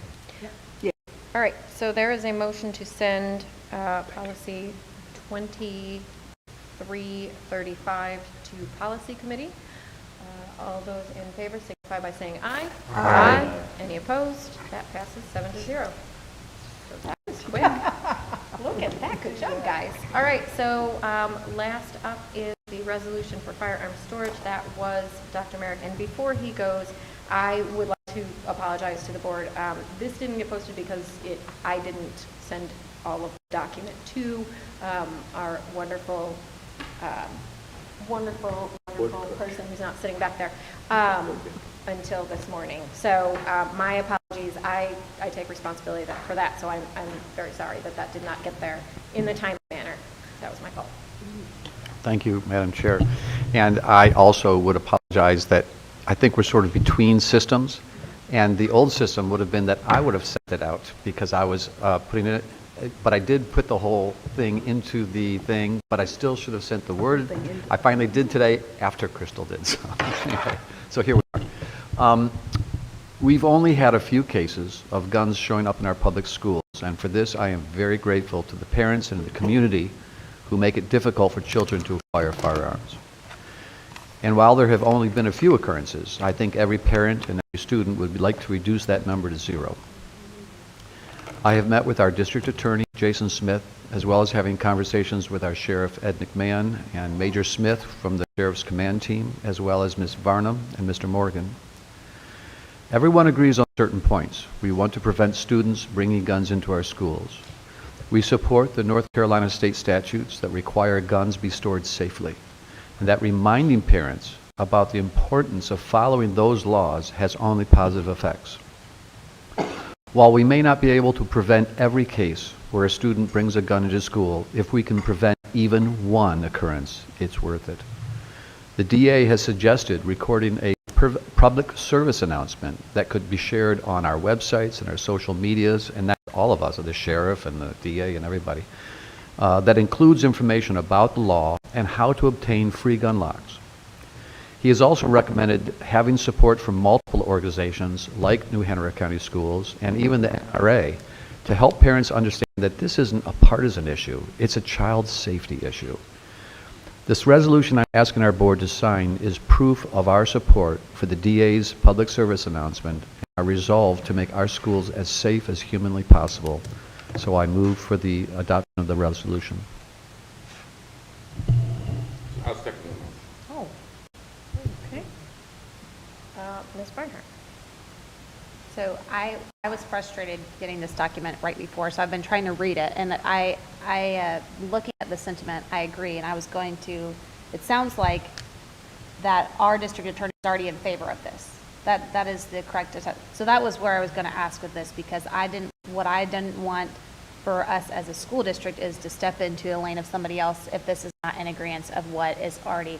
So with this resolution support, it is just saying that we support the initiatives of our sheriffs in our district. But we have done a joint press conference. It was after we had 2 guns show up at Ashley High School a couple years ago, and so talking about the three lock boxes, and it was in here. One in here. Yes, it was in here. Yes, and so is the plan to say do another one of these after this is signed, or I'm just trying to think logistics out, like. Right. Dr. Merrick? The GA is actually talking about recording a video, public service announcement video, that would be posted on social media and our websites, et cetera. He feels very strongly about just helping parents to understand the law. He says, we've done it before, but a lot of those parents, they were involved then, but their kids are out of school. Now we have new parents, and they have new kids. So it's something we have to do on an ongoing basis. I think, Ms. Justice, you had your hand up. Yeah. I thought you did. Okay, never mind. Mr. Perry? Very quickly, I mean, everybody, just so the community understands, you know, I'm a pro Second Amendment all the way kind of guy. I'm a constitutional carry, you name it. But hey, storing your gun safe around your kids, and I store my guns safe, you know, and I secure them because my grandson might get into them. He's only 9 years old. We can't take that chance. With your rights comes a responsibility, and I think you know, securing your guns in such a manner isn't foolproof. There's always a way to beat a lock, but it's actions we need to take as responsible gun owners. So that's why I support something like this. This is a good thing to do. And I have to say that I remember having an initial conversation about this, and that was before, if I remember correctly, that was before any conversation was occurring regarding a public service announcement. And so I do appreciate that there's that they've taken that first step. Because initially I was hesitant. I don't want to step in the lane of the sheriffs. And I know in the past, as my colleague to the right of me mentioned, is that we did have a press conference that was initiated by our DA and by our sheriff. And so if they're initiating this, I'm good with backing it. Bradford? I'm going to be the lone voice. Again, I support the sentiment. I support our DA. I support our sheriff. I support public service announcements, but it's another resolution, and I'm really trying to get our board to focus not on making resolutions and tying up 4 hours every month on resolutions, and get back to the, you know, to the core basics that we need to really be focusing on, which is, you know, advancing our student outcomes. So I'm going to vote no. Ms. Justice? I'm totally in favor of this resolution, and I honestly am a little confused as to how anybody could be upset about resolutions. That's part of what we do. We are the face of our schools. We are supposed to be doing things that keep our kids safe, and I don't think I can think of anything that would be safer for our kids than to recommend parents, please lock up, you know, your weapons. So this is, you know, I don't think we frivolously, I can't that word. Frivolous. I think we're very serious when we bring up these resolutions, and this one seems like a very important one, considering especially what's going on in society. We're trying to keep our kids safe. We want parents to feel good about, you know, knowing we support keeping their kids safe. Ms. Barnhart? The one thing that I noticed was not in here specifically, but I think it might be covered in the last 2 paragraphs reading over. Discussion of hijacking weapons from carjackings. And so that was a specific issue that was addressed that opened concern within our community. And so I feel like that's potentially part of some of the resolve. Is that in the PSA? I guess that's where I just haven't seen the PSA announcement. So, but I'm assuming that it's included. Can you speak to that, sir? Thank you. I would love to, and thank you for bringing that up. And I haven't looked to see, I don't remember if it's actually actually in the wording of the resolution, but I can tell you that the DA and the sheriff both feel very strongly about it because the vast majority of illegal guns that show up in our society are stolen from vehicles. And so we really must help the parents and the general public to understand why it's important not to leave a gun in a car. All right. Anything else? All right, so there is a motion to adopt this resolution. Ms. Bowie, will you call the roll? Mr. Wildebohr? Yay. Ms. Bradford? No. Ms. Mason? Yes. Ms. Barnhart? Yes. Mr. Perry? Aye. Dr. Merrick? Yes. And Ms. Justice? Yes. Right, that passes 6-1. I will entertain, oh, sorry. Just to let, any committee reports? Make Okay. a motion, we adjourn? Perfect. Is there a second? Sure, second. Goodness. All those in favor signify by saying aye. Aye. Aye. Any opposed? One. We are adjourned.